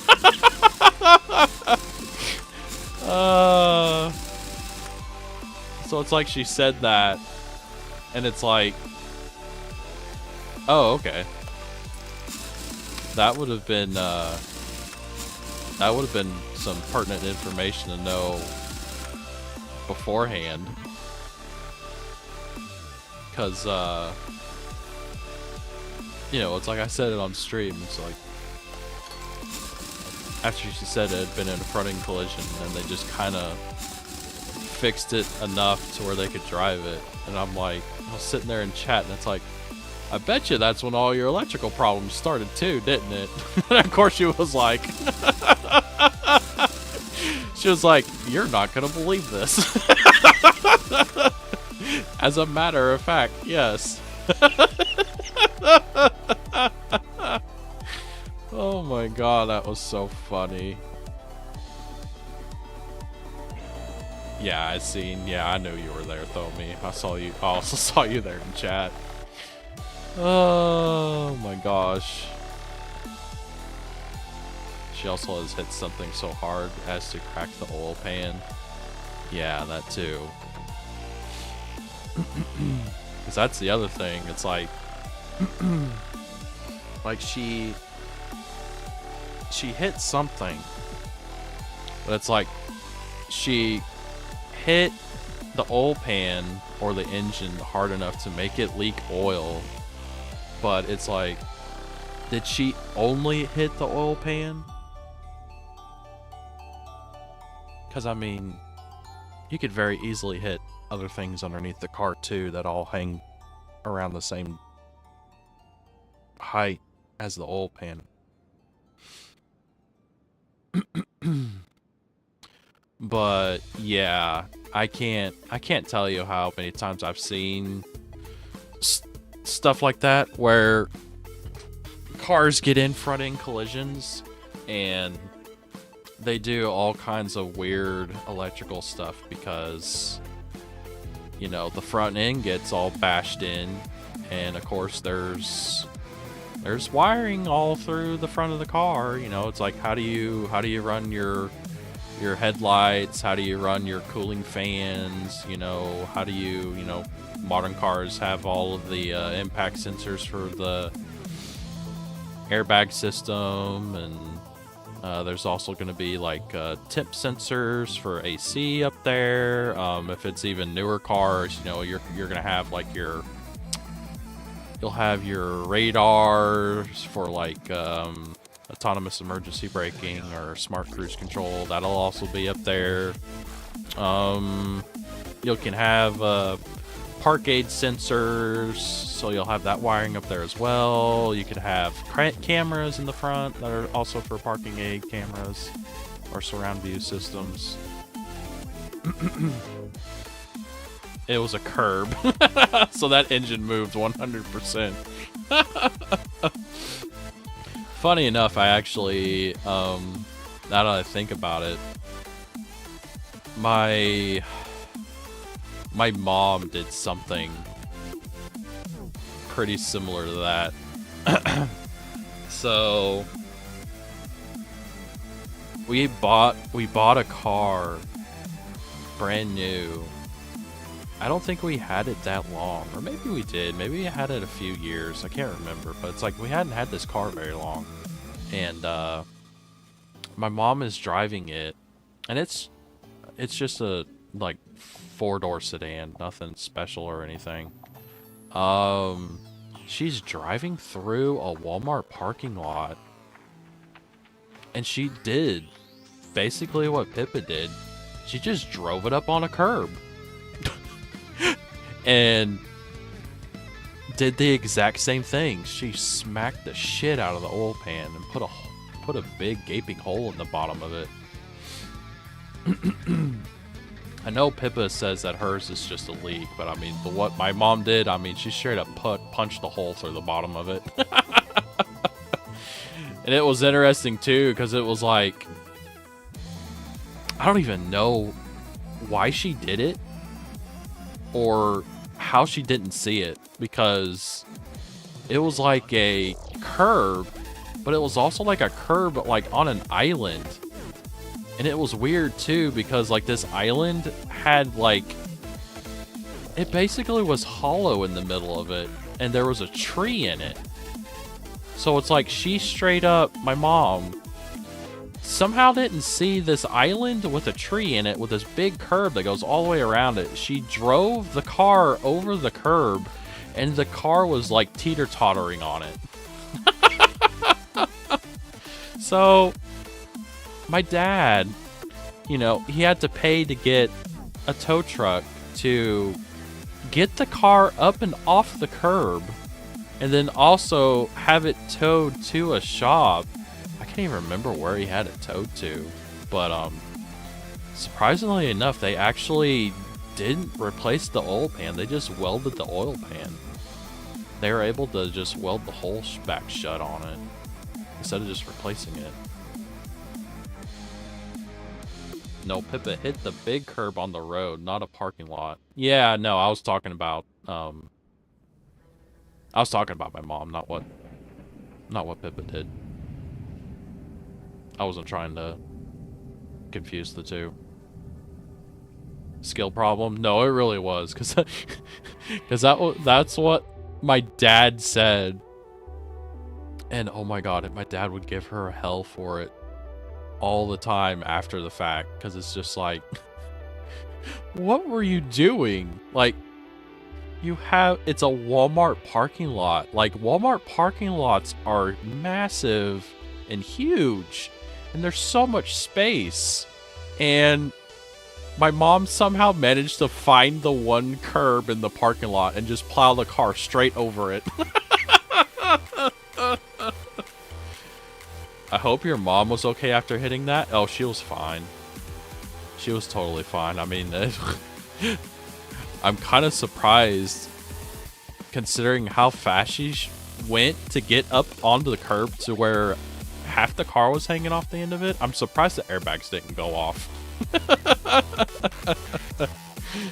They are also very flat. Yeah, because that's the thing with the curb that my mom hit. It was not flat. It was massive.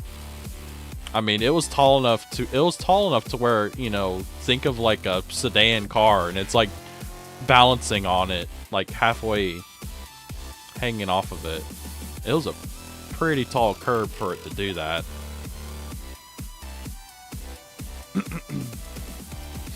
I also, pet peeve of mine, I don't understand in cities what the fascination is with having curbs fucking everywhere. I don't get it. Because that's literally all that's all curbs are good for. All they're good for is just fucking up your car.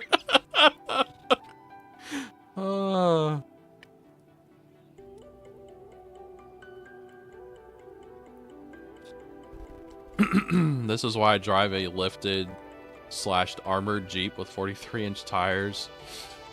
Those Walmart parking lots are rough. Yeah, depending on where you go. If it's like an older Walmart, like on a not so nice side of town, yeah, definitely. They definitely do not upkeep the parking lots, and they can be really rough. Actually, now that I think about it, depending on where I go, there's 2 different Walmarts that I frequent, and one of them, it's a newer Walmart. I wouldn't say brand new, but it's a newer Walmart. The parking lot's pretty nice, but then another Walmart that I go to, yeah, it's pretty rough. I remember because we went to that not so nice Walmart this weekend. Excuse me. We had a lot of rain, and it's like you go out into the parking lot and there's just giant lakes of water.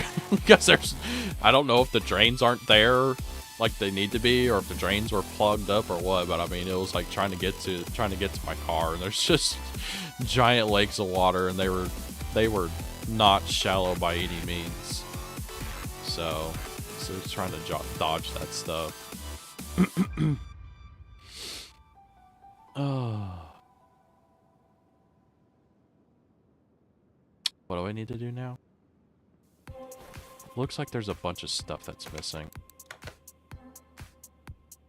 Yeah, I'm gonna need radiator, washer fluid reservoir, power steering reservoir, a battery, a fuse box cover. Okay. Guess let's just start buying this stuff.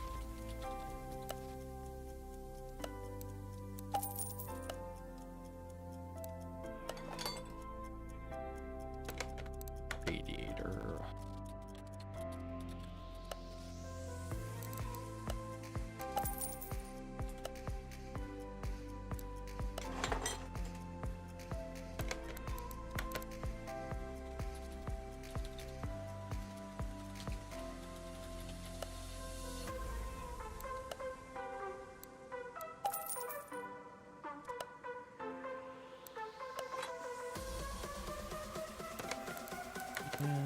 Oh, you know what? I bet you can't buy the battery there. I gotta buy it here.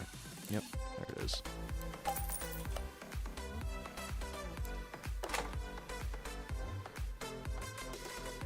Fuse box cover.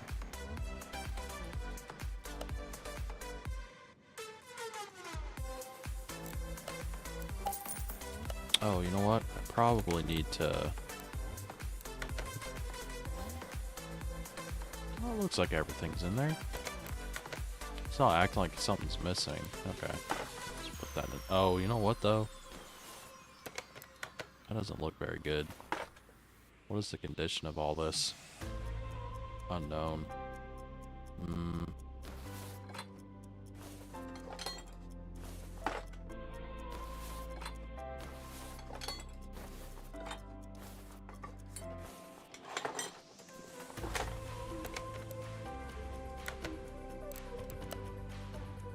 Oh, yeah, these aren't...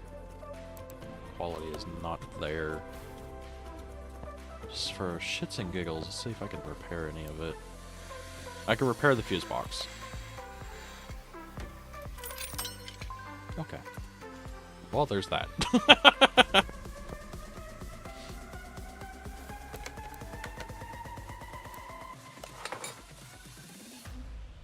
Okay.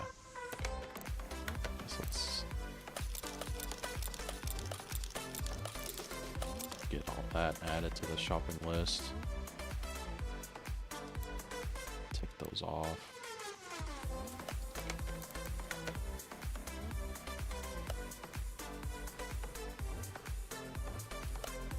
Just one. Okay. Those. 4 of these.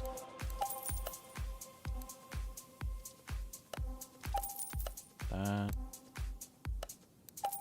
That. And that.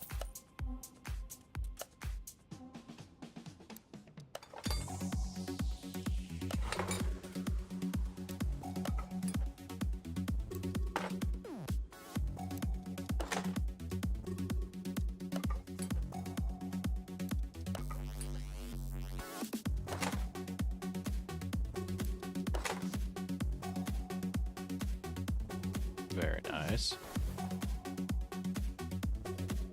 Oh, you know what? Yeah, I don't have a brake servo either. Okay. Also like how they call it a brake servo. Like... it's a brake booster with a master cylinder on it.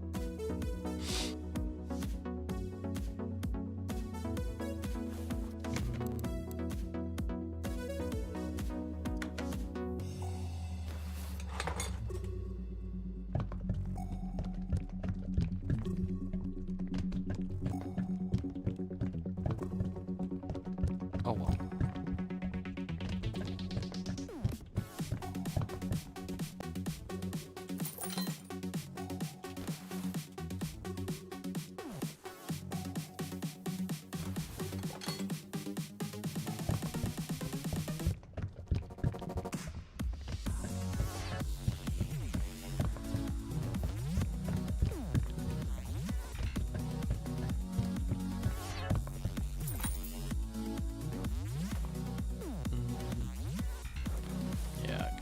Radiator, put coolant in it.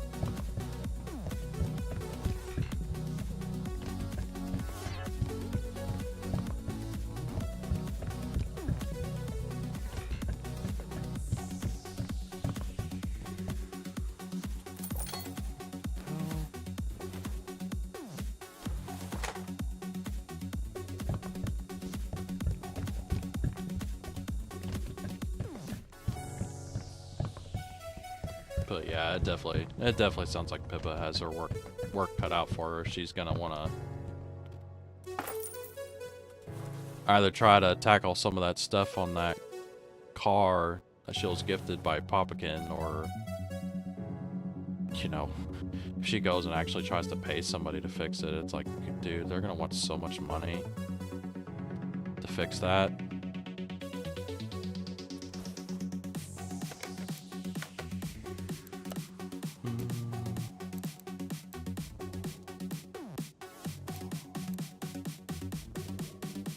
Looks like everything else is just going to be body. Wonder...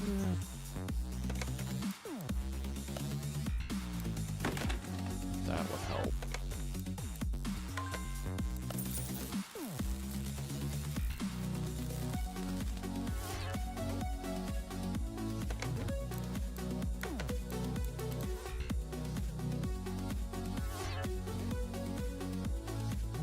worked on pretty much everything minus the...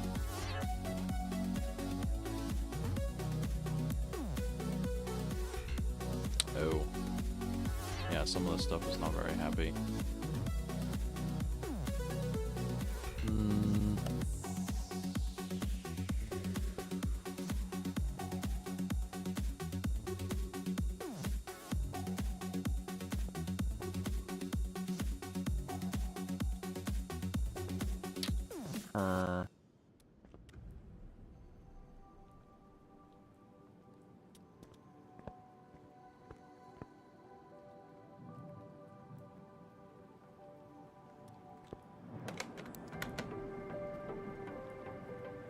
Body, window, headlight.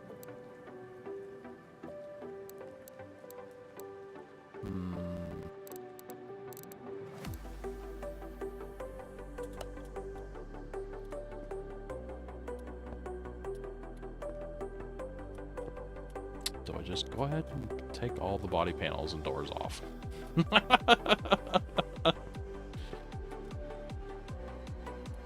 Whoa, I didn't realize a Roadrunner's rear window did that.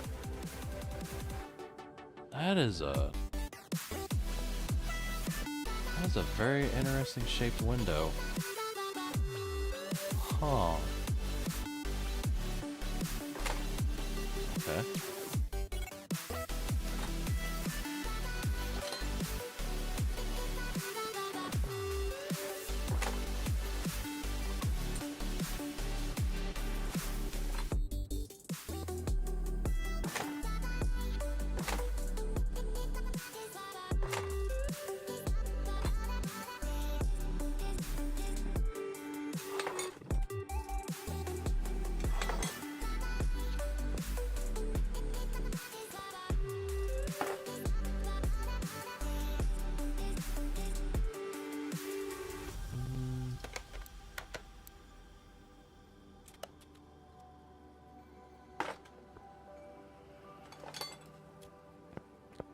Say about the taillights. Yeah, they're not good either. Okay.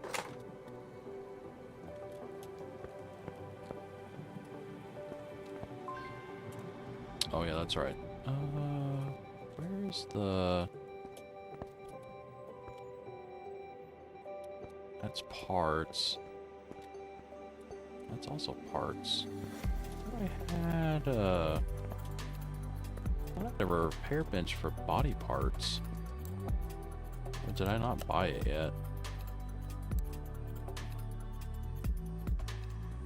Dyno salvaging. Salvage upgrade parts.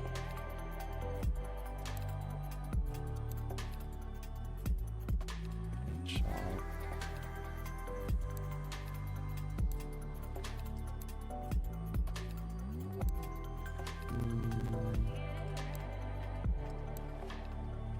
Welder.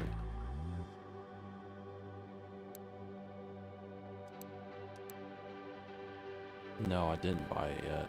Okay. Let's try that. Oh boy. It's a big old table.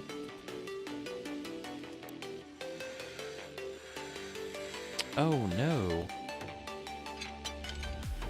Renovator 6. What, can I get to that? Can. Okay, let's just do that.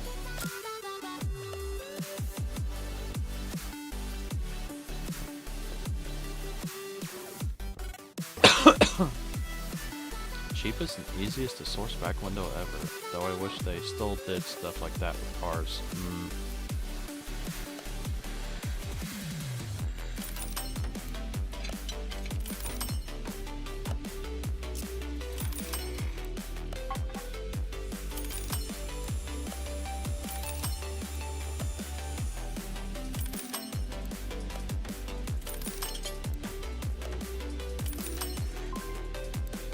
Nice.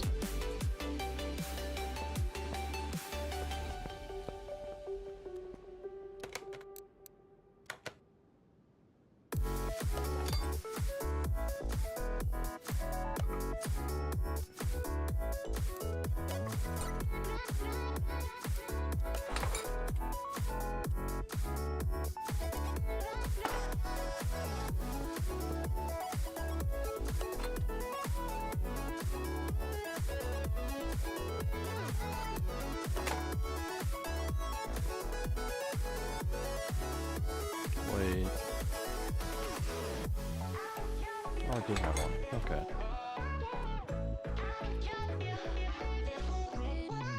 Nice.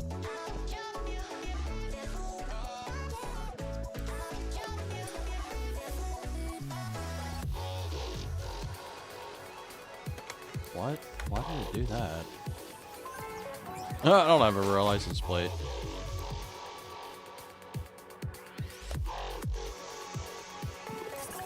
Huh. I guess I can't repair the tail lights. Interesting.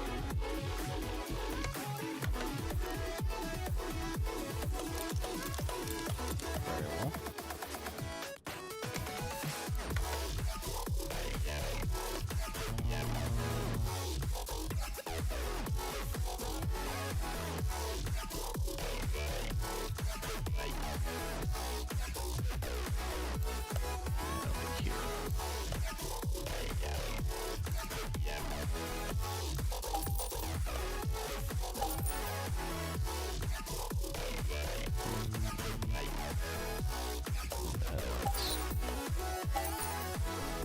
Oh, I need the windows too.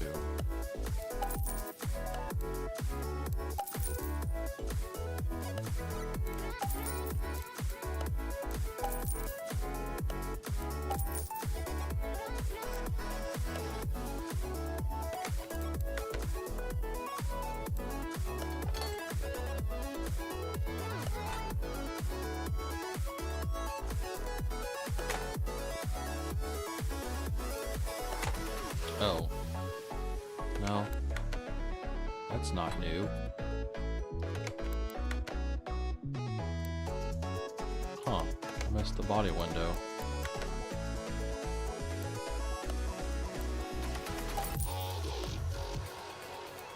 There we go.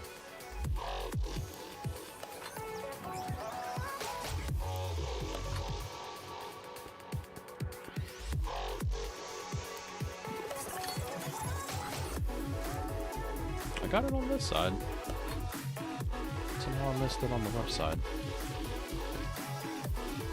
There we go. Very nice. What is our status now? Oh, I didn't put the headlights in it. Ah!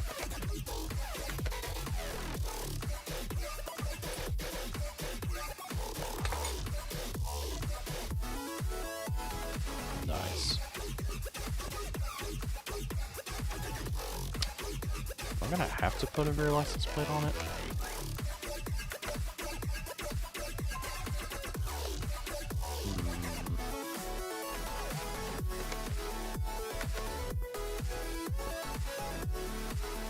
Does it care?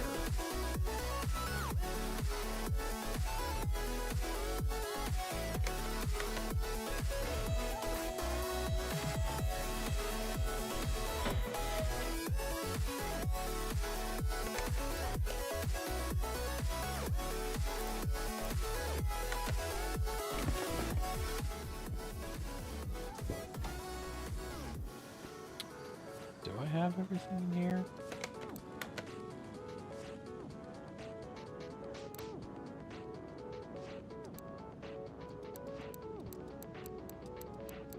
Looks like everything's in there. How much are you worth now? 59,000.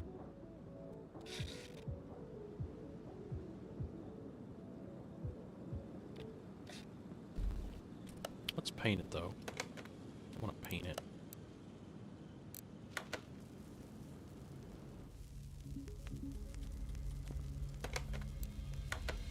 Paint car.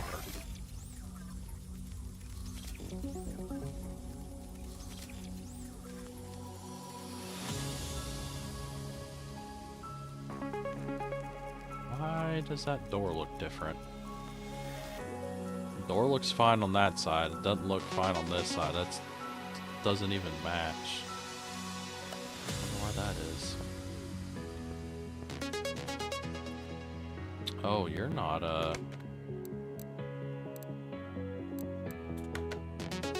you're not fixed all the way.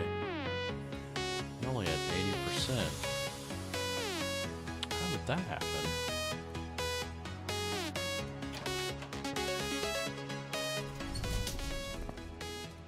Question is can I fix it?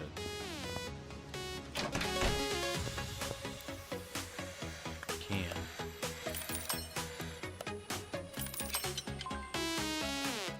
I wonder how that happened.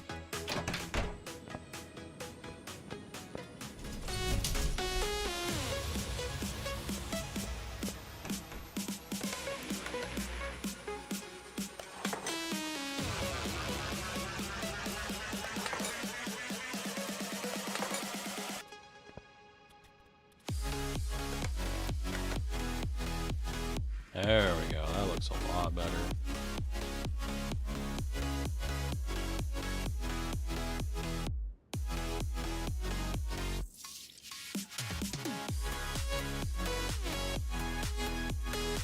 Factory color?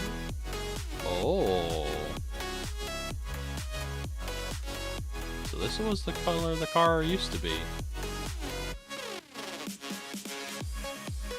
Interesting. I wonder why the... I wonder whoever owned it before, why they painted it that green color. I like this a lot better.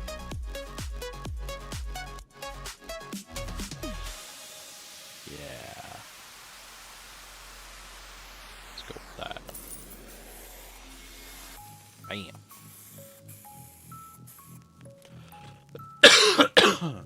Excuse me.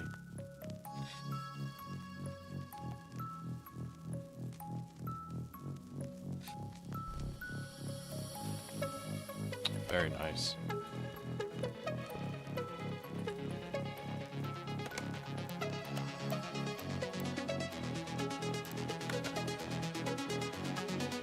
Oh. All nice and shiny and new. I'm not sure that got me any more money.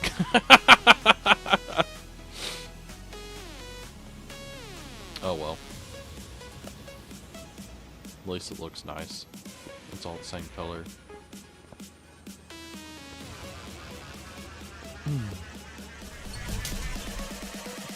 Should we go test drive it? We've been to the racetrack before.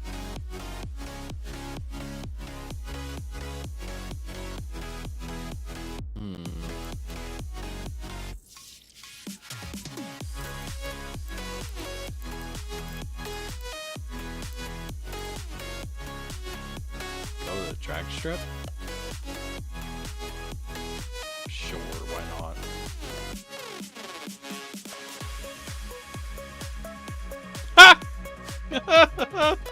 There's no oil in the engine. Okay, you have a point.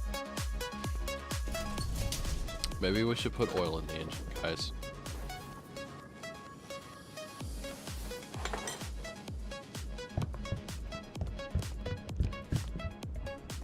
That's funny. I think I did that on the last build too. I was trying to take it out and I had no oil in the engine.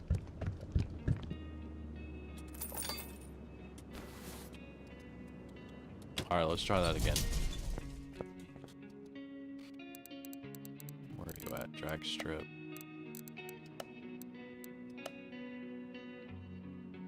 Outdated power values. Perform dyno run or pay 500 credits for automatic measurement. I don't have a dyno. How much is dyno?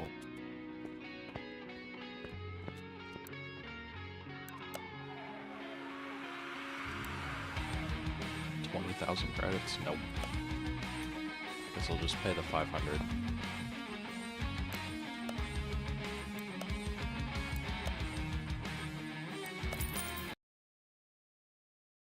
Whatever.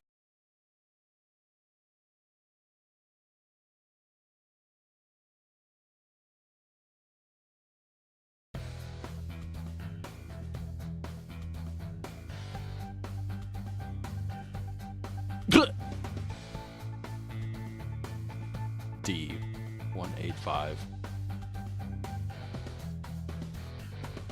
Test your car, configure your opponent. What?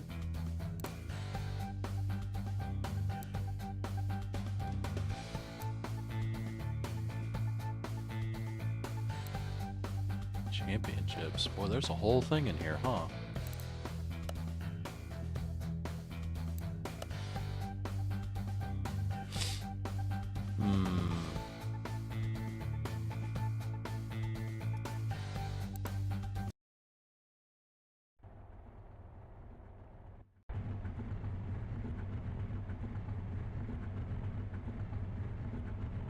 Oh, I'm gonna have to shift? Oh no. Control and shift. Huh. How?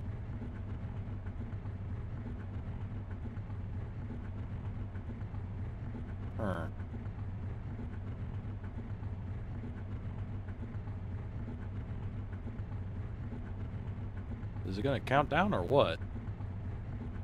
I'm already staged. What is it doing? I'm so confused. What? Seems the instructions are along the bottom. Yeah, but it's like... I'm already staged. Like, what am I waiting on? Oh.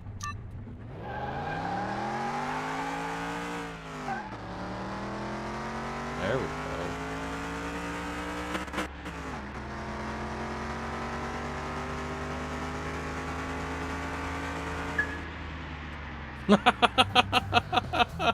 Okay.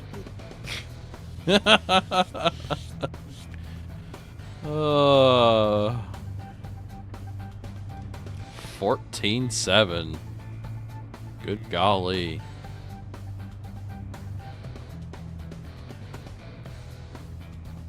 14-7 out of a 446 pack. Congrats. Yes, I won a race against no one.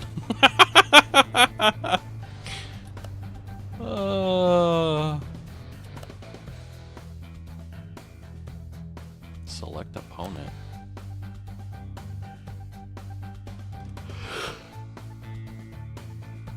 Who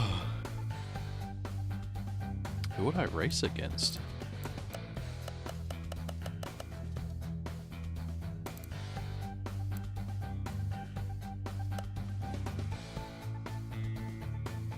$14.7, baby. It's crazy to think that well, I don't know if that's actually realistic to real life, but it's like the idea that it's like muscle car 446 pack runs a 14.7, and it's like there's like modern day cars that aren't even considered sports cars that probably run that in the quarter.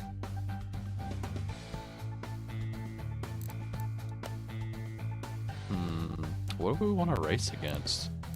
Quote unquote race against.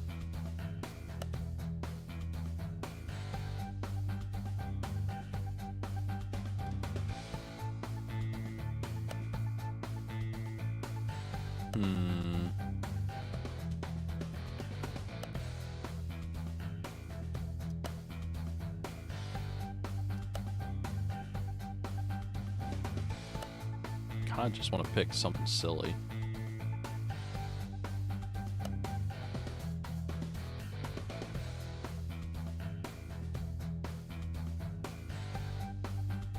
Wait, what's my ranking? D185. Let's try to find something similar.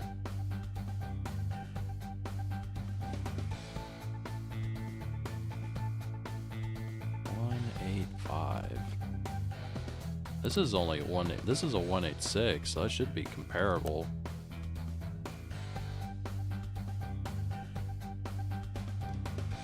Standard 500 ZZ 600 Pro standard.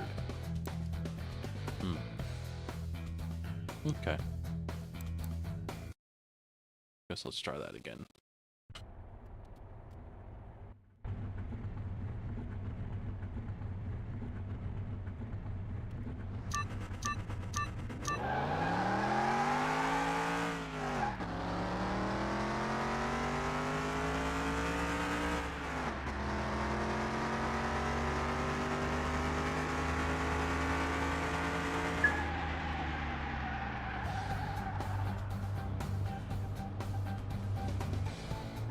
Ha!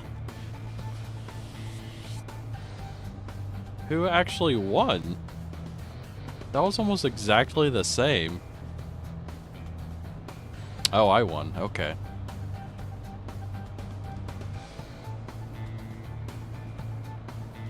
I wonder what it came down to. Must have been just reaction time.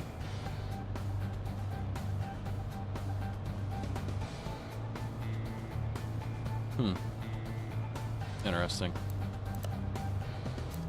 I don't know what I was expecting.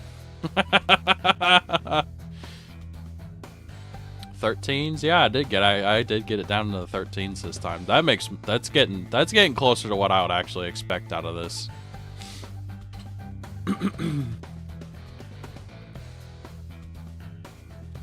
Broke into the 13s, time for a blower.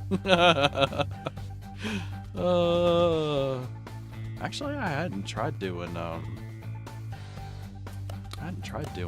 like actual performance parts. I wonder how that works.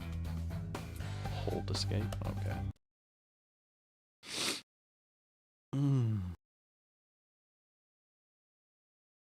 Actually, I wonder if that's even possible. How does this work? Come here, car.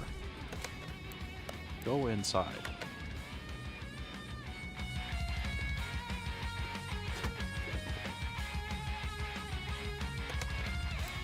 Do I just go buy it?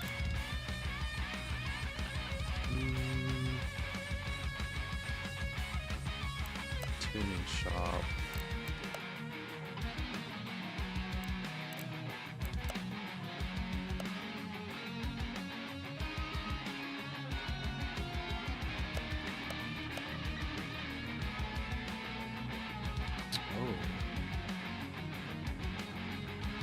There's carburetors I could get.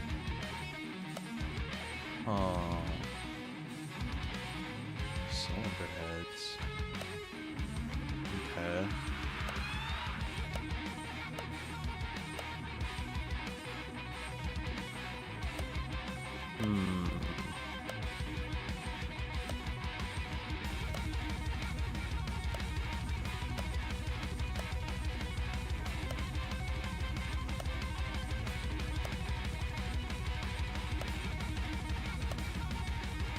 Can I actually put a supercharger on it?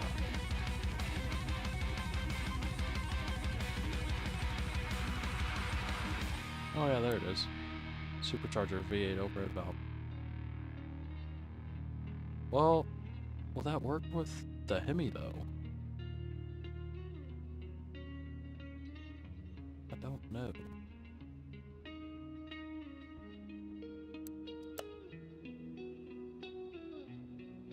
I'm not sure if it will.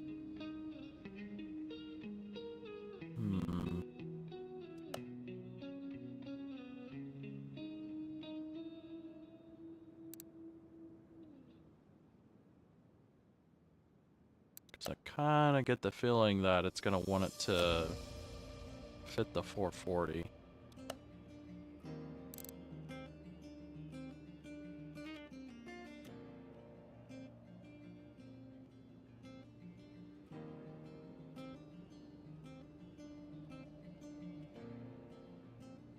Yeah, because this is saying V8 overhead valve.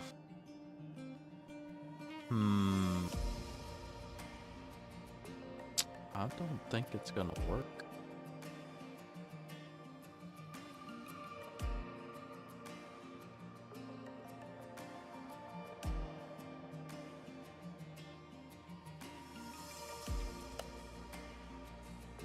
That's unfortunate.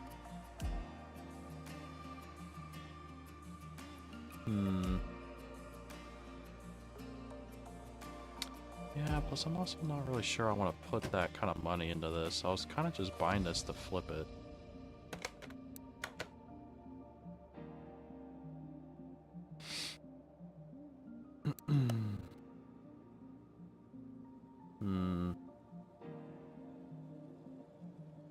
Do I just go ahead and sell it?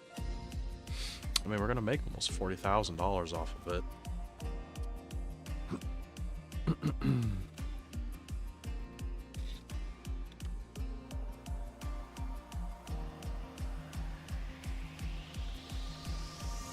I didn't realize the game actually had turbos and superchargers. Now I really want to play. Yeah, it does have them. It's just, I think since I'm working with a Plymouth, I can't put a supercharger on this particular engine. If it just had the regular V8 overhead valve engine, I could probably do it. Like, I could do... So I saw it whenever I was scrolling through. Like, you can put carbs, exhaust manifolds or headers. You can put camshafts, cylinder heads. You can do all that on there. It's just, I can't throw a blower on this one, unfortunately. So, that would be kind of fun to do, though. I wonder if it does the supercharger wine.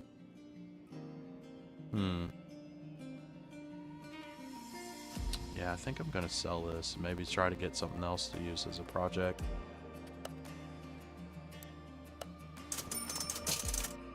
Bam!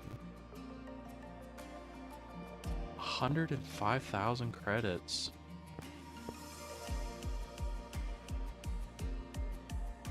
Unlock the goal. Earn, make 50,000 credits selling cars. Nice.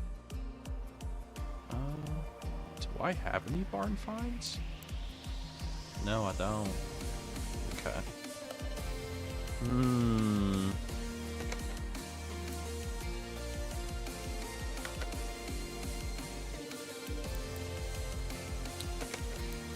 What do I have? Oh, I'm just gonna sell all this.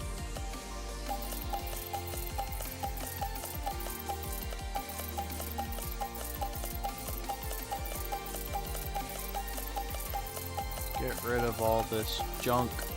I don't want this junk. Oh, and then I have random random front exhaust pieces. I guess I could go put those in the warehouse. I forget about them.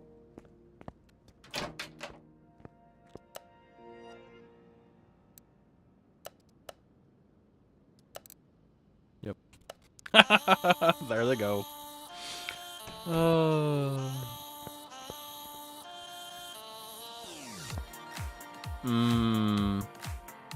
Now I gotta figure out how I'm gonna go about finding another project. So I don't have any barn finds. I don't have any cases to open.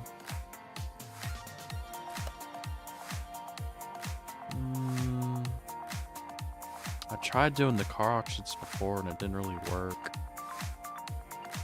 Guess we could try going to a junkyard.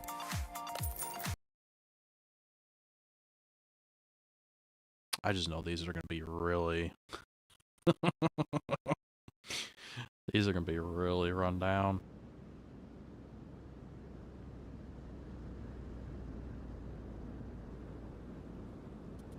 Here we are.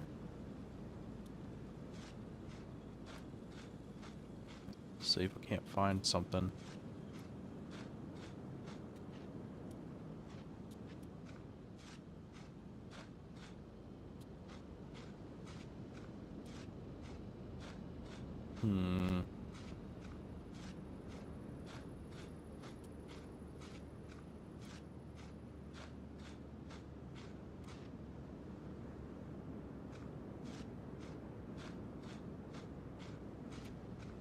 Oh, where is everything?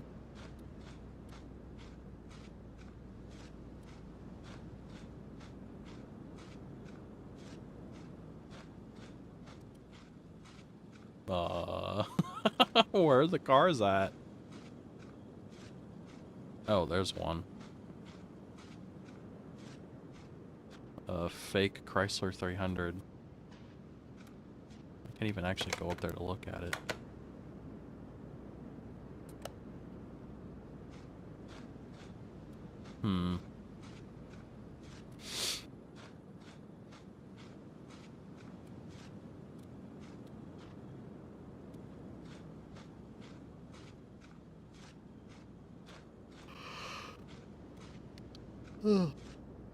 Where are the cars at?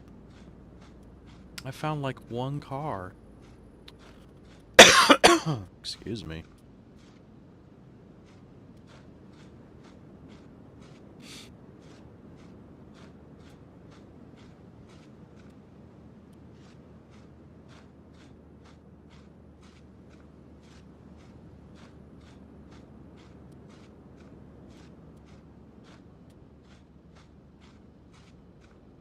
It'd be really disappointing. That's the only car I can find in here.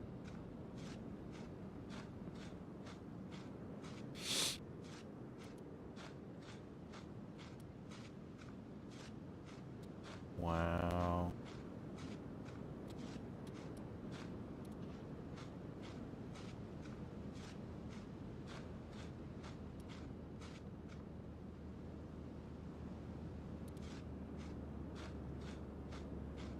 Oh. Okay. Land Rover Discovery.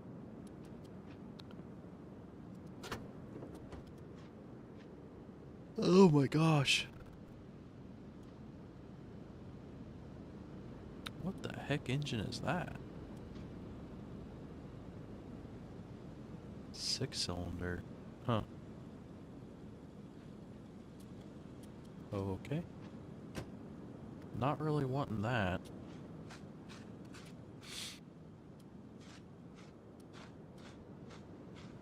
Those are cheap to work on? What, the Chrysler?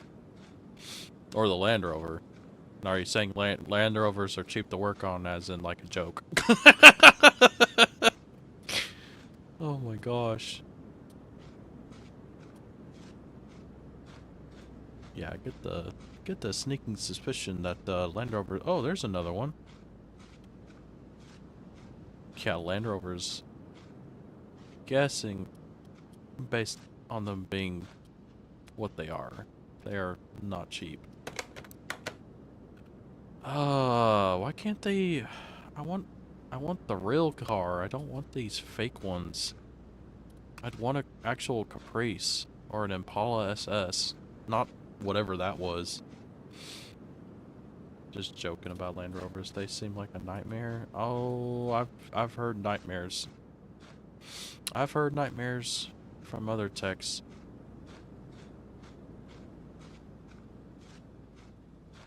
They are not fun. I really don't want any of these. I think that's all. That's all the cars that were in here. It's just those 3.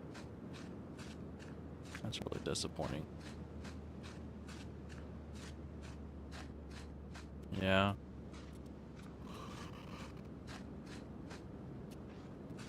I think that was it. Lame.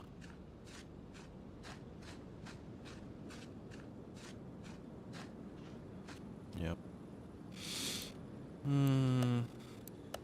Yep. Let's go back. Maybe it's either that or I can try to work on more story.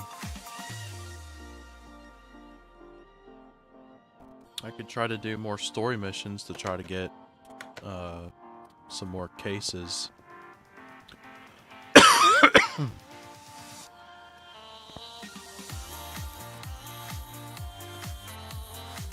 could try to get more cases so I can try to find more barn finds. It's either that or I just keep going back out to the junkyard. Or I try to do car auctions.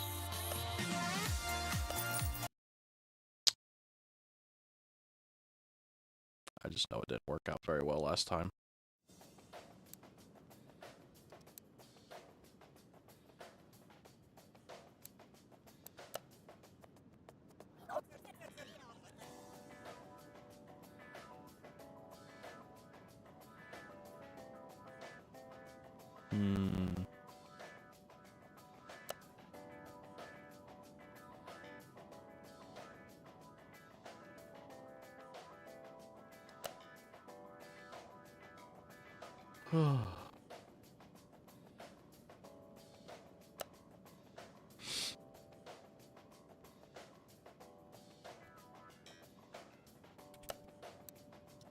Salvage cars.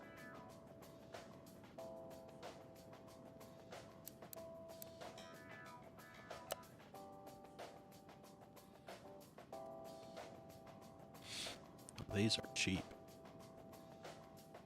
Oh my gosh, it's a Lotus. Oh, and a 2002 Turbo. Nice. Oh, and an XJ220. Okay.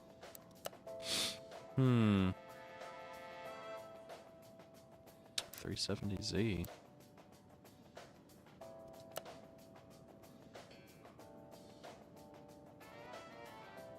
Ooh, Dodge Charger.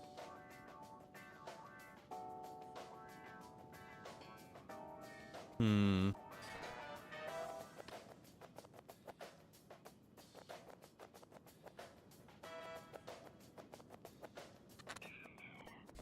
I don't know.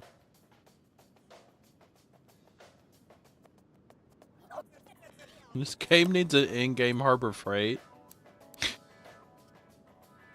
What am I gonna do?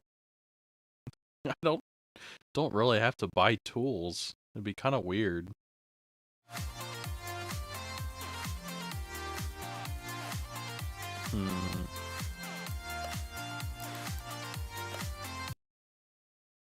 Let's see what's at the dealership.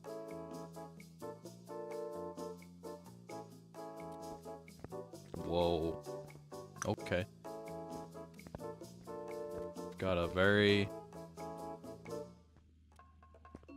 interesting colored Aston Martin.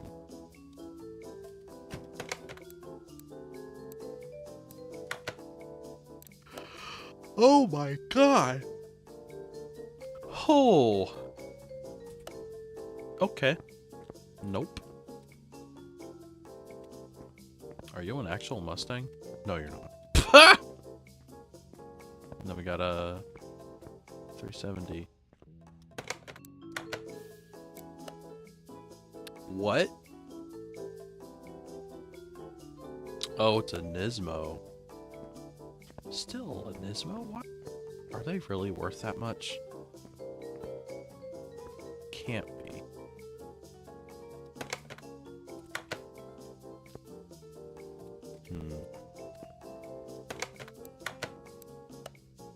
Yeah, you're all crazy. I'm leaving.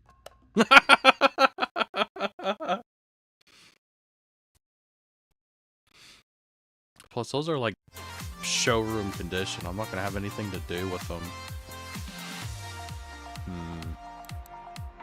Maybe I'll go to the junkyard again. Why not?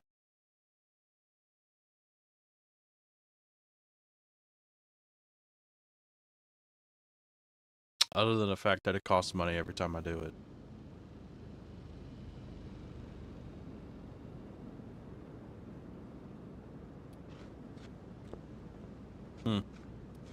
Right off the bat. Fake Volvo.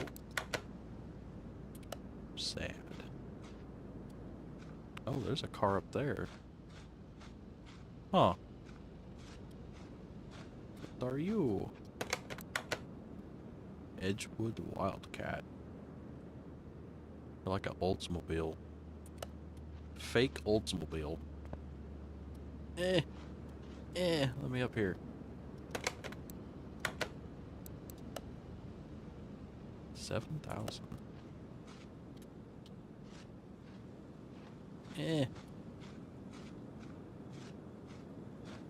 Oh, there's another.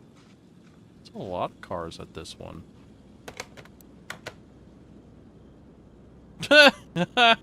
Ribson Z530. Okay. Okay, buddy. What are you?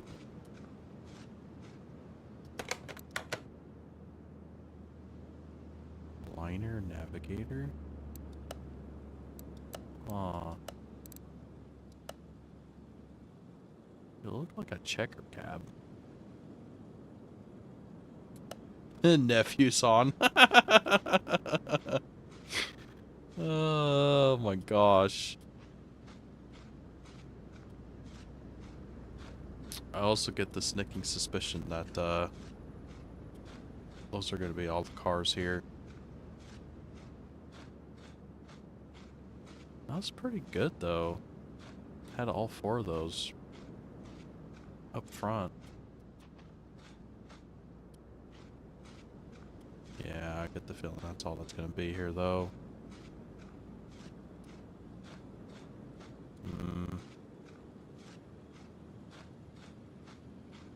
Oh no.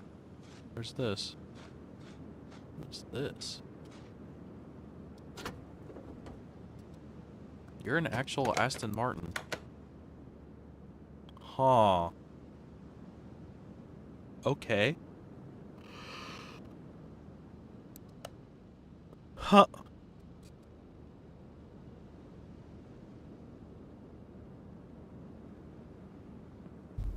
Hmm.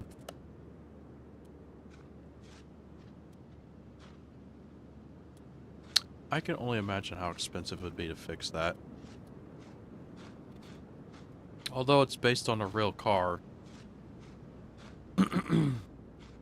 Probably need to, pass on that. I doubt my, 100,000 credits is gonna fully restore that thing. Hmm.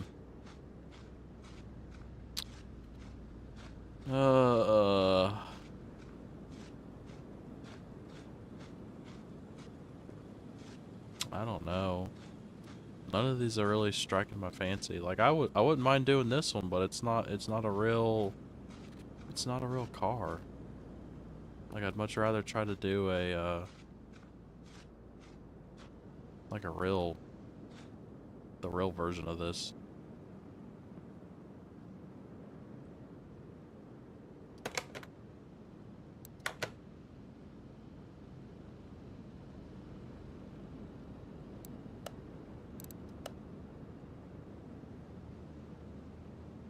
Looks like it's supposed to be an Oldsmobile.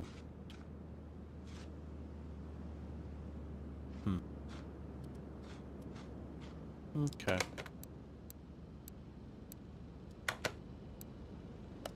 Yes, I want to leave. I want to go back again.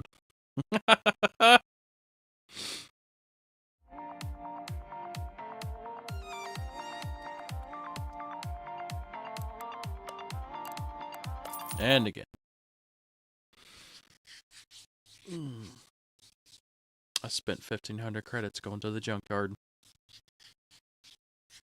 Smart.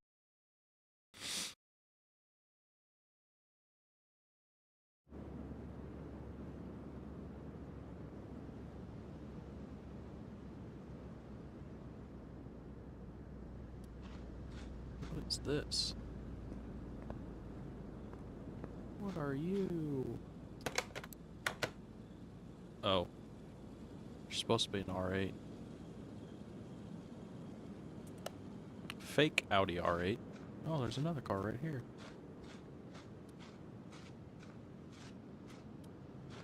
God dang, what's with all these fake cars? I want real cars.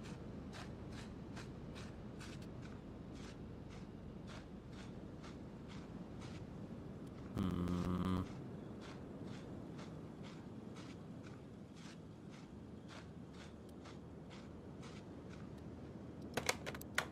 Oh. Nice. Old BMW. 6 Series. 635. CSI. Very nice. That might be interesting.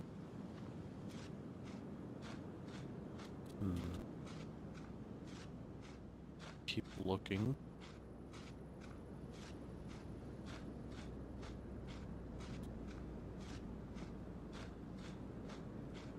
What? Oh, it's one of the... It's that same Aston Martin that we're looking at. That was in the, showroom. Oh my god. This thing is toast.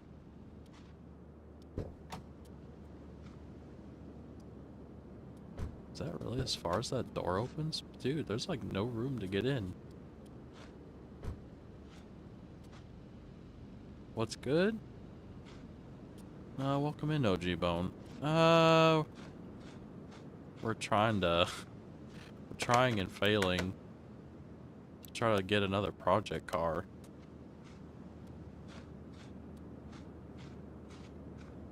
What are you? Oh, are you an actual... Oh, you are an actual AMG. Oh, boy. 28K.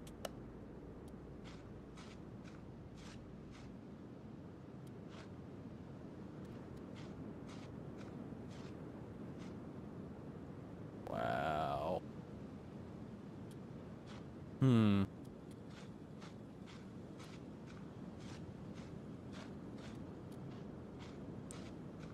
Interesting.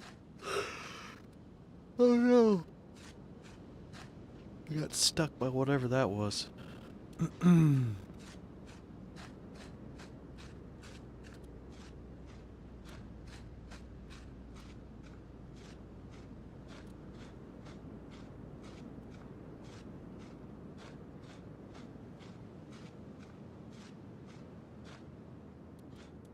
I don't know, man. Oh, what's this?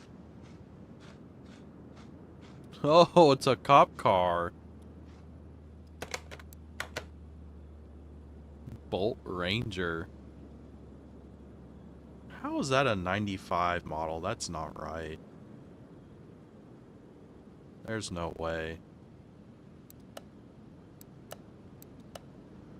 That's only 4,300.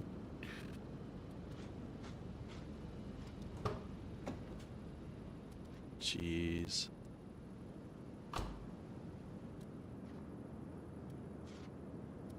Tennessee?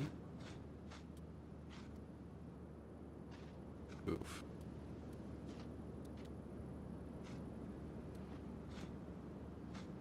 Interesting. Definitely cheap. But it's not really what I'm looking for. Honestly, I don't know what I'm looking for at this point. Hmm. I don't know. Really, the only one that's seems like it would work is oh, what's this? What are you? Another fake car? Hmm. Really, the only one would be that 6 Series.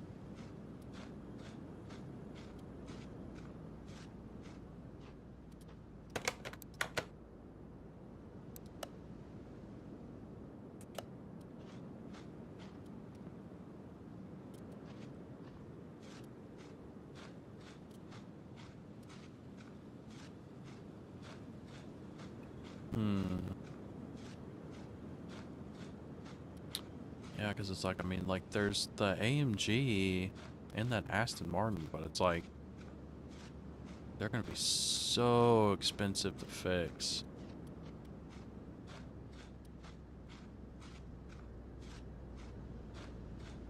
Whereas I don't think the Beamer would be that bad. It's 10,000 to buy it. Hmm.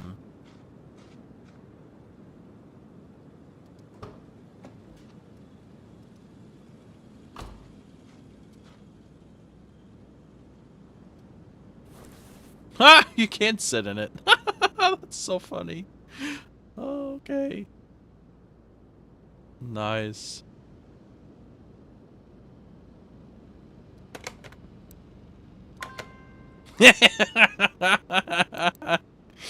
There is no oil in the engine. You can outperform this.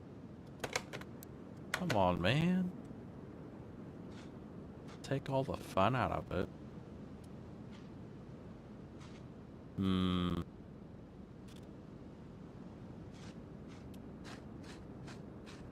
I don't know.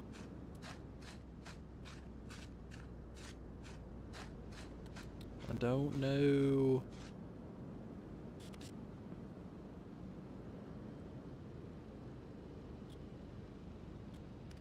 I'm also running out of time. Only got a few minutes left. And then it's time to leave. I don't know, do I get the Beamer or do I just call it? You know what? I could just buy the Beamer and then see if I can find something else. I mean, it's only 10K. Yeah, you know what? Fuck it. I'll buy it.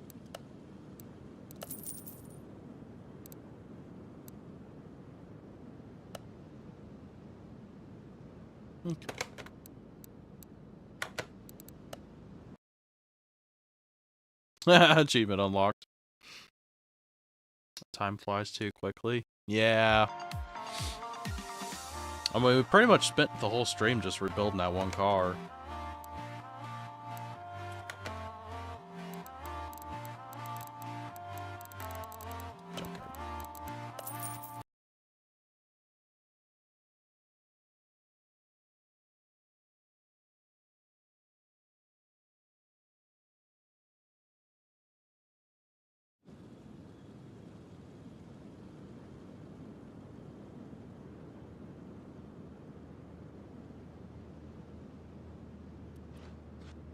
What do we got? Yes, but the car is worth it. Oh, what do we got? Fake El Camino? Yep. Fake El Camino.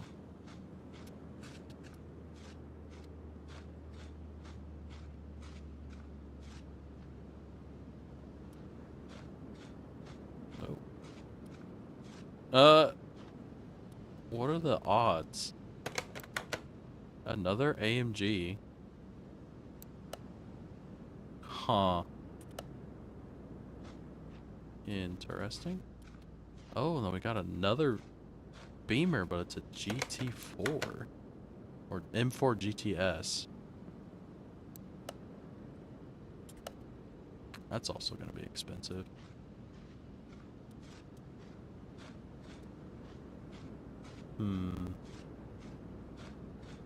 Another fake Caprice.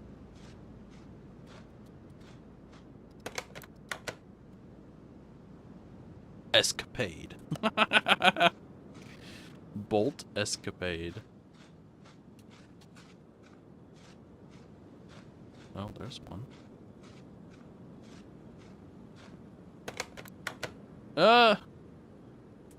Why do I keep getting all these luxury cars? What is going on in there?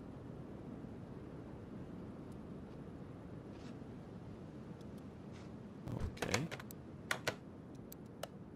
17. That's still gonna be really expensive to work on, though.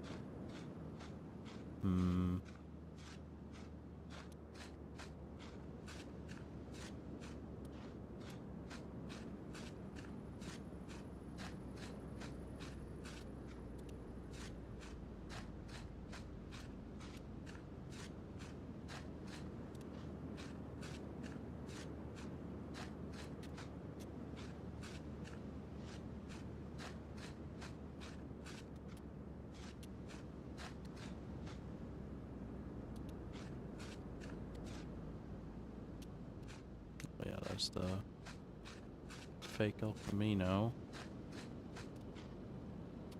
Fake Caprice.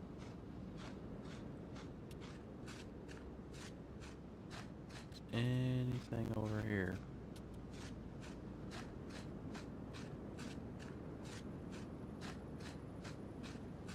This guy.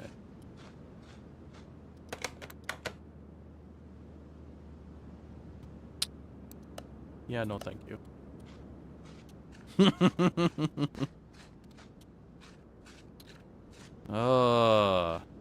Another bust, I think. I don't think I want to work on any of these.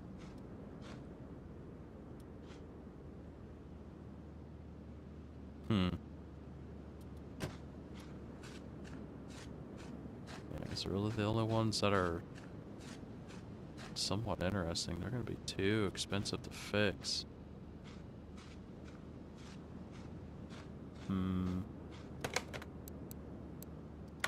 Yeah, I guess we'll just go back.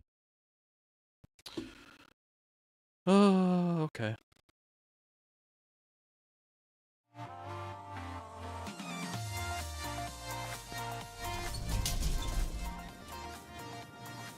Wait.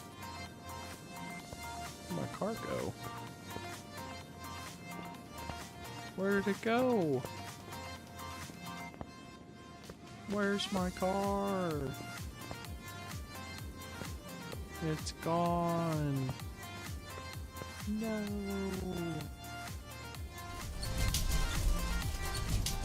Time to be sad.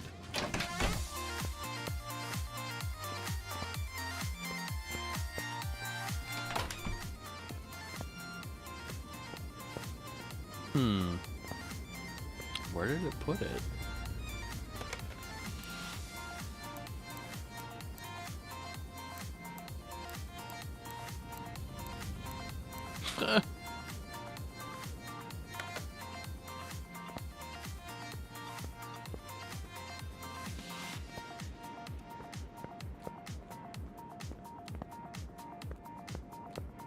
Okay, where did it put that car? It's gone. They took it. How could they?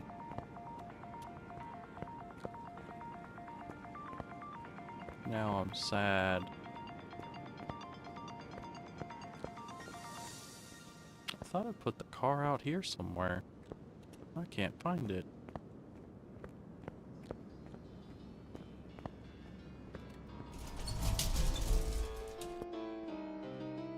I want my car. Where is my car?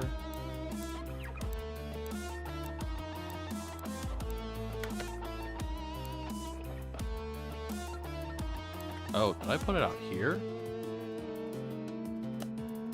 I did. Move to garage.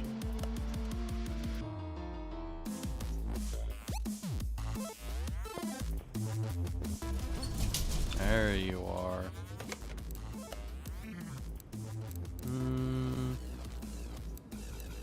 Let's wash it, because it's gross. Car's just missing completely? No, I put it in a different parking garage location and I had no idea where it was. I didn't even know it was a thing.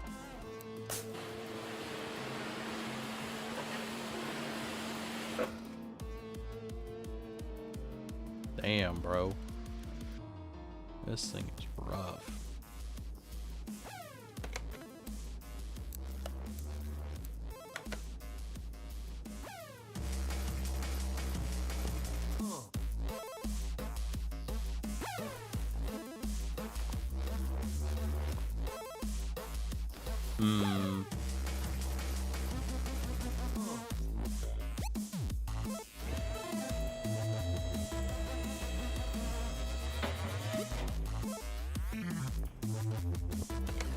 Let's examine it.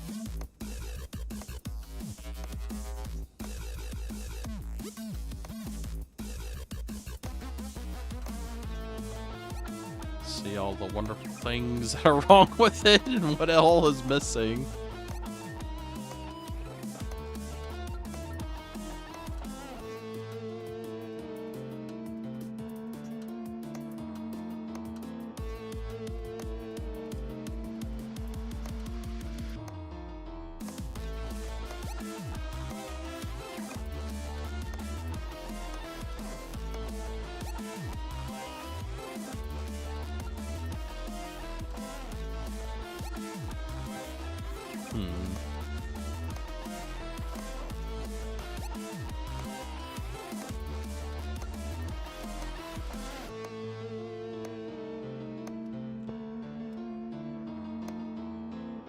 Good God.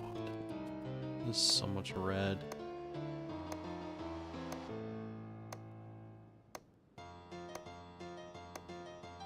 I will say, it at least has all 4 wheels and tires on it. That is a plus this time. Car status. Oh my god. Oh no.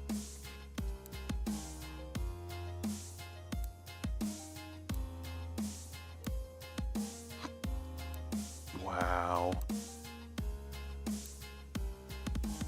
Jeez.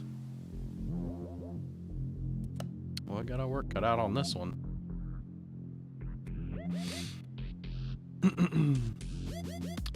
Well, it is that time, and I think I'm gonna go ahead and call it here.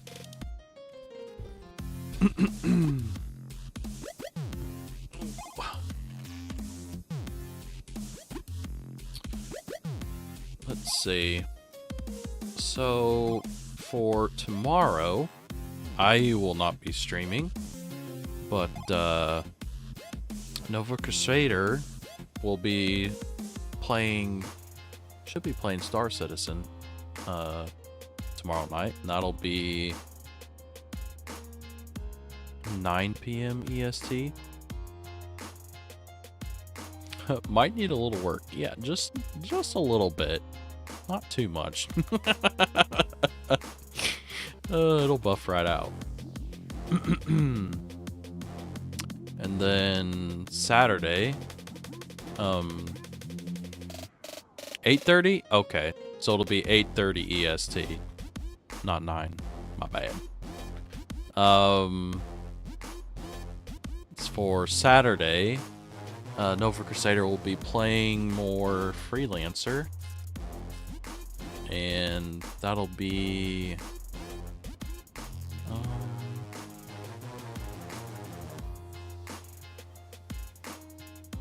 when is that?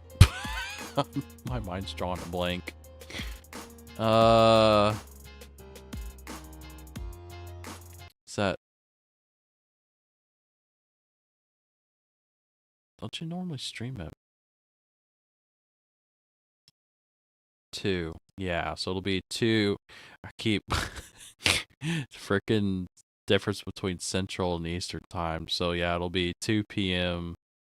EST. And then I will be playing something. Not sure what.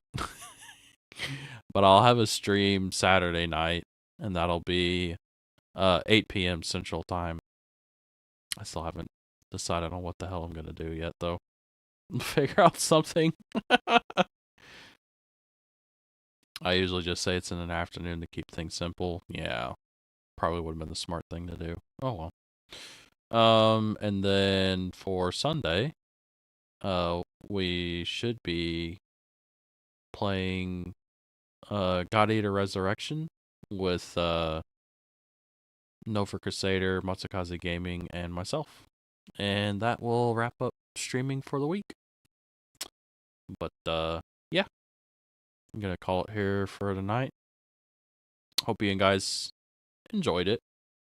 Basically just chit-chatted a little bit and finished restoring that Plymouth Roadrunner and took it to the drag strip, test drove it, sold it, and now we got ourselves another project.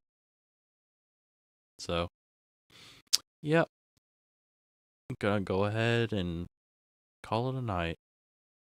Hope you guys enjoyed the stream, and I will catch you all later. Have a good night. O2 Saucer.